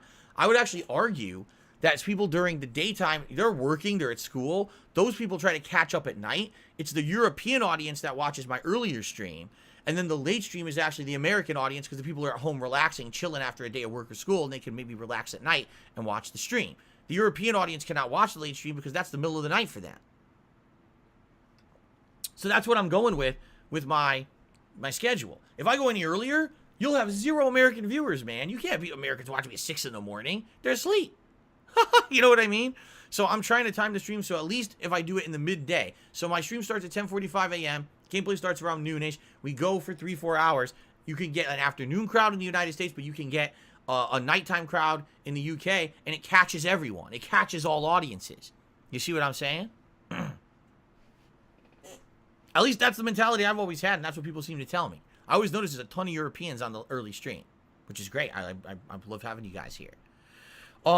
Bombshell Fanatic asks, would you ever consider doing a live stream where you chill with viewers while searching online for new vests or hat or glasses, etc., and let the viewers help you pick? Maybe if you hit a certain tips goal on a stream, you could dedicate all the money you buy to new items to wear. Incidentally, you say that. Do you see this? This little goal right here, members goal? The tier 1 members goal for the month of October, if we hit 325 members, I'm getting a new hat. How are we doing it? We're doing it together. Like, this is exactly what I'm planning. If we hit 325 members this month, I'm going to have a stream where we together kind of browse hats and try to find a new one. And then we order it live. That's actually what I was intending. So you actually hit the nail on the head. That's exactly the event that I was planning if we hit the 325 members, okay? So I hope we do. I hope we hit the 325 members, but right now we have kind of stalled. If you take a look at the number of members on the channel right now, we went up to like 290, we were almost at 300, and then the new month hit, and it went, and now it's going down and down. I'm like, well, I don't know what to do about that. There will be new releases shortly. Tomorrow it's Alan Wake Remastered. Thursday it's Far Cry 6. Next week we got Back 4 Blood. The week after that we got the Dark Pictures Anthology, and then we got Guardians of the Galaxy. We got lots of new games coming. Maybe that will bring people here to become a member, I hope, because it sucks to see it dwindle. It really does, okay? I hope that we can have some motivation for people to become a member. I'd love to add a new hat to the rotation. Darkness asks, if it wasn't for gaming, what hobbies or interests would you have been intrigued to do? Like learn an instrument? You know, when I was much younger, I was interested in learning the guitar. My dad owned a guitar, and I had like instructional books and stuff on how to do it, and I never really bothered with it. I was a gamer, man. Gaming was my hobby. I mean, I had other hobbies like comic books, collecting comic books and cards, but gaming became my interactive hobby, what I sunk my time into. Whether it was playing games at home or then going to the arcades and playing competitive Street Fighter, that was it. And it took up all my time, you know? So, I honestly don't know what I would have done. If there was no video games or whatever, I actually don't know what I would have done. That's an intriguing question, but it's kind of a what-if scenario because I was a gamer and heavily into competitive Street Fighter. I don't know what I would have done in place of it. I actually don't have an answer. The final question. From Look Who It Is, that's actually their name. They said, why don't you try adding more classic fighting games to the lineup? Street Fighter 2 has become stale. You play the same people every week. Well, when you say classic fighting games, the question I have to ask is, what do you mean by that? Because if you take a look at the classic fighting games available, the suite of games that I play, which is the Street Fighter 30th Anniversary Collection, the Street Fighter 2 Hyper Fighting, Super Street Fighter 2 Turbo, Street Fighter Alpha 3, and Street Fighter 3 Third Strike. That is a good variety of games to be playing online every week. Four classic Street Fighter games, right? What other classic fighting games would you be interested in seeing me play that's readily available to play on a console that I could do with my setup, right? I'm not aware that Tekken 3 is available anywhere to play. Because he said classic. He didn't say modern, he said classic. Old school Mortal Kombat, there hasn't even been a good version of old school Mortal Kombat put out. The ones that they constantly put out are terribly laggy and no one plays them. Yeah. So I'm not even aware that there's like old school gameplay available anywhere to be played on a modern console. If Mortal Kombat 2, 3, or Ultimate were available to play on a console with no lag and actually worked well, I would actually play those. I played those back in the day in arcades. They're fun. They're very limited, but they're fun. But they're not available. It was never taken seriously in that regard to get those. You don't ever see Mortal Kombat Classics Collection, right? They tried it like 2 console gens ago and it lagged to shit and they never re-released it. Why not play Tekken, Smash Brothers, and Pokken? I just said the question was classics. So if you want to change the question and say, okay, forget classics, what about more modern games? I've already answered this question. The reason that I play classic Street Fighter every week is very simple. I grew up with those games in arcades. I played them competitively, and I have an innate, deep-rooted knowledge of how those games work on a basic level. The fundamentals, I know the fundamentals of classic Street Fighter. That's why I can play those games. Even though I'm not good at Alpha 3. I'm terrible at Alpha 3. But I can get wins because I know the fundamentals. Street Fighter 3 Third Strike, I would argue at one point I was actually quite good. Now I'm not as good. I'm probably average. Super Turbo, I'm pretty damn good. I know enough about those games to jump in and have fun. It reminds me nostalgically of back in the day playing those games, and it's a really cool nostalgia trip for me every week to play them and show off my skills and share that knowledge with you, because every week people ask me questions about matchups and things. I'm able to share that with you guys. I love doing that, okay? Older franchises, I don't have that knowledge. I just don't. Now, you're asking me, oh, why don't you play Tekken 7? I did. I played Tekken 7 for about a month and a half, 2 months after it came out. I enjoyed playing through it, and then after that, what happened is the skill level went boop, and I didn't have the time to dedicate to play enough Tekken 7 to hang with the players anymore. I was getting bodied every time I played it online. I was getting owned. And I didn't understand why, and it's like, because I had to lab, I had to practice, I had to do this. I'm a variety streamer. I'm not a fighting game player. We talked about this earlier on the show. I'm not a one genre gamer, okay? And I'm not someone who has that kind of incredible amount of time to dedicate to one style of game. If I was, then I would.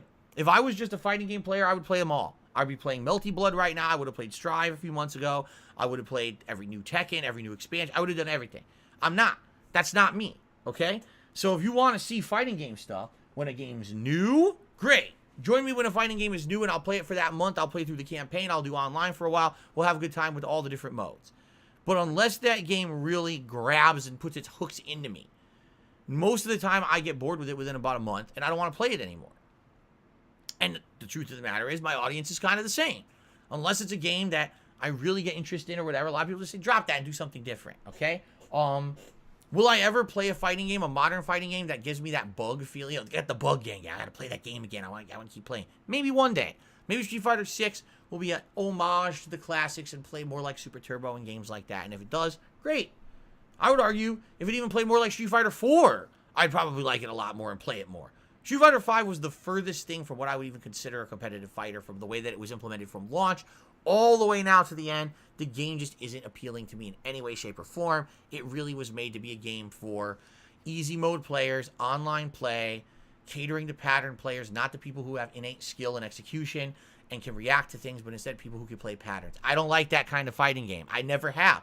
I don't like that at all. I like, in the spur of the moment, you react to something going on the screen, and you can, boom, blast through it with a counter hit, or you know what I mean? Now, I guess that this guy might throw a move out, so let me throw out my high priority move that may counter hit him and guess. I'm not a guesser, I'm a reactor. That's how I am in fighting game. So for me, I don't see that in modern fighters. I see guessing, and I don't like guessing. So because of that, I don't like modern fighters. If another fighter comes out that's not like that, I'll probably like it more, and then maybe I'll adopt it. But for now, I play the classics. Those are the ones that I like. Okay? Okay? Oh, man. Mix Fuentes says, why don't you try Tatsunoko vs. Capcom All-Stars for the Wii? They have Frank West, Zero, and a playable character, Saki, from MVC1, who was a special partner. I missed out on that because that was an era when, admittedly, I wasn't actually playing as many fighting games. I had stopped playing competitive fighting games. I was doing more at-home stuff. That was like right before the era when I became a YouTuber. Those 1-2 years when I was playing a lot of RPGs. I played GTA 4. I played all that. I was skipping fighting games during that period of time. And so I didn't really care about that game. And it's funny because a lot of those characters ended up being in Marvel vs. Capcom 3. They kind of imported them in there. But it just never appealed to me. Plus, I don't know anything about Tatsunoko characters.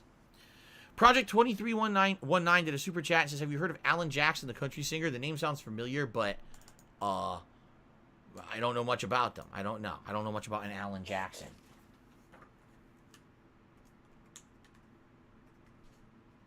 Thank you for the super chat. Ladies and gentlemen, that's about it. We're wrapping up, my friends. I want to say thank you. You've been a great audience. And you've been very supportive. The stream was a very supportive stream. Even at a time when the tips weren't working, you guys were very supportive. Screw Goji thanks to another $2. Said you should play Virtua Fighter. I love that game. I'm in Wolf and Lei Fei. Good to miss on the Nickelodeon Fighter game. Oh, good miss on the Nickelodeon Fighter game. Looks like a poor man's Smash Brothers, which is what I figured it was. Not to say that that's a bad thing, but I just didn't think I would have enough time to dedicate to it this time of year anyway, so it would be a waste of time. Within 2 weeks, everyone would have labbed the fuck out of the game and destroyed every attempt that I tried to press a button, so why even play it? In regards to Virtua Fighter, I liked it, but I hit the wall. I played it to the point where I was playing it 2-3 weeks, and I was only able to play it once or twice a week tops at night. And basically, everyone else had surpassed me and was whooping my ass because I didn't have time to lab and learn matchups and do things. Again, I'm a variety streamer. I can't just sit here every day playing the game. You know what I'm saying? So, because of that, there's not much I can say. All right? thank you all for your support. I hope that you guys enjoyed this episode of Ask the King. I did. The next episode, as I said, will be in December. I don't know when. It could be early December. It could be right before Christmas. Usually I do it as like a Christmas special kind of a deal. So maybe we'll do that. Okay? But I think we will think about it over the next month or two and find the right place. By the way, the thread is already open. If you want to post up your questions for the next episode of Ask the King, you can type !, Ask the King in the stream chat. Or you just go to my forums, thekingofhate.com. It's already there, ready to go. So you can start posting up for the next show. Okay? Fair enough? And you know what's funny? One final thing I will say. Some people will probably criticize this show and say Phil did not use Ask the King to debunk everything said about him. You're right, I didn't. I've legally been advised not to even bother with shit about like this anymore. That at this point, it's gone so far that malicious federal crimes are being perpetrated against me. There's no debunking that will help. Just fucking move on and ignore it and do positive stuff on the streams, because anything that I address would just come back to bite me anyway. It's not going to help. That's what I've been told by legal counsel. But in addition to that, the funny part about that was nobody asked. I mean it. I had open forum questions. I had members who could post up. We had Twitter questions. Nobody asked. You want to know why? I'm going to tell you why. Because no one with a brain in their head cares about the drama. People don't come here to my streams to hear about drama about me all day. And those that do are brain melted morons, fucking worthless idiots who don't belong on my content. And I don't want them on my content. We're not here to talk about drama all day. We're here to have fun. I answered a bunch of great questions, right? Good stuff. And it was a great time. Okay? So, how fun was that? Versus if I just talked about drama all day and then wasted my time because it doesn't ever satisfy these fucking malicious idiots and criminals, right? So what's the point? That's the thing. The people who are intelligent don't care. They hear this drama on the street like, who the fuck cares about this? No one. I'm not here for that. I'm here to have a good time with Phil. Fuck off and leave us alone. And that's my mentality moving forward too. Fuck off to those who want to fucking mess with my life. I'm here to have a good time, and as you've seen, you're never going to change that. I'm still going to be here every day, putting out quality, fun, interactive content with people. They're still going to support my content no matter what you say to me or about me, no matter what you slander, no matter what you do to me. I'm still going to be here. So you're just bashing your bare head against a brick wall. One day you're going to hurt yourself. So recommendation is to stop, move on. I know that people won't, though. I know how the internet is. I know how obsessed these people are. But I'm just happy that we're having a good time with games. It's the busiest gaming season of the year. And every day we're sitting here having a good time together, right? That's what it's all about, man. So thank you to those who are here for the ride and having a good time with me. And don't care that we didn't talk about fucking drama all day during Ask the King, which would have been a complete waste of everyone's time. I appreciate that so much. And thank you all for sticking here with me. It's really been awesome. Past couple of weeks have been rough, and you guys made it a lot more bearable, that's for sure. Ladies and gentlemen, that's it. Thanks a lot for watching Ask the King. Until next time, peace out.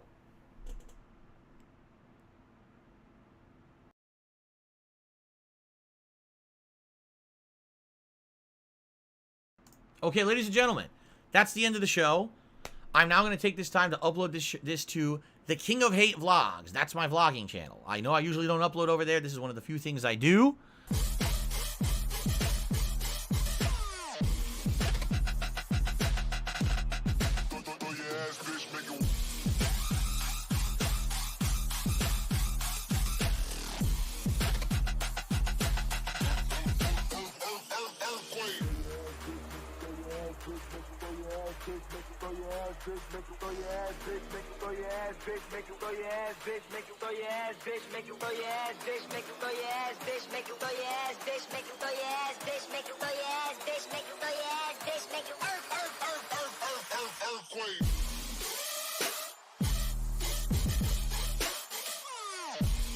$110.09 from PayPal.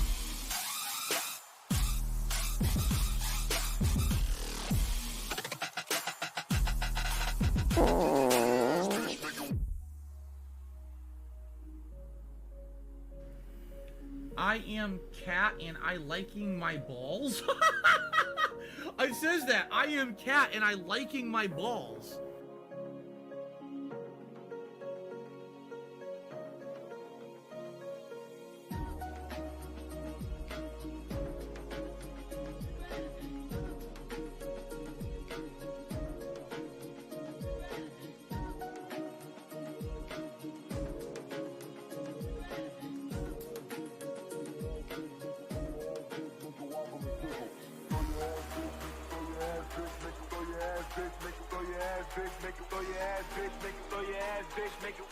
Scrubbed out a win. He did not earn that whatsoever.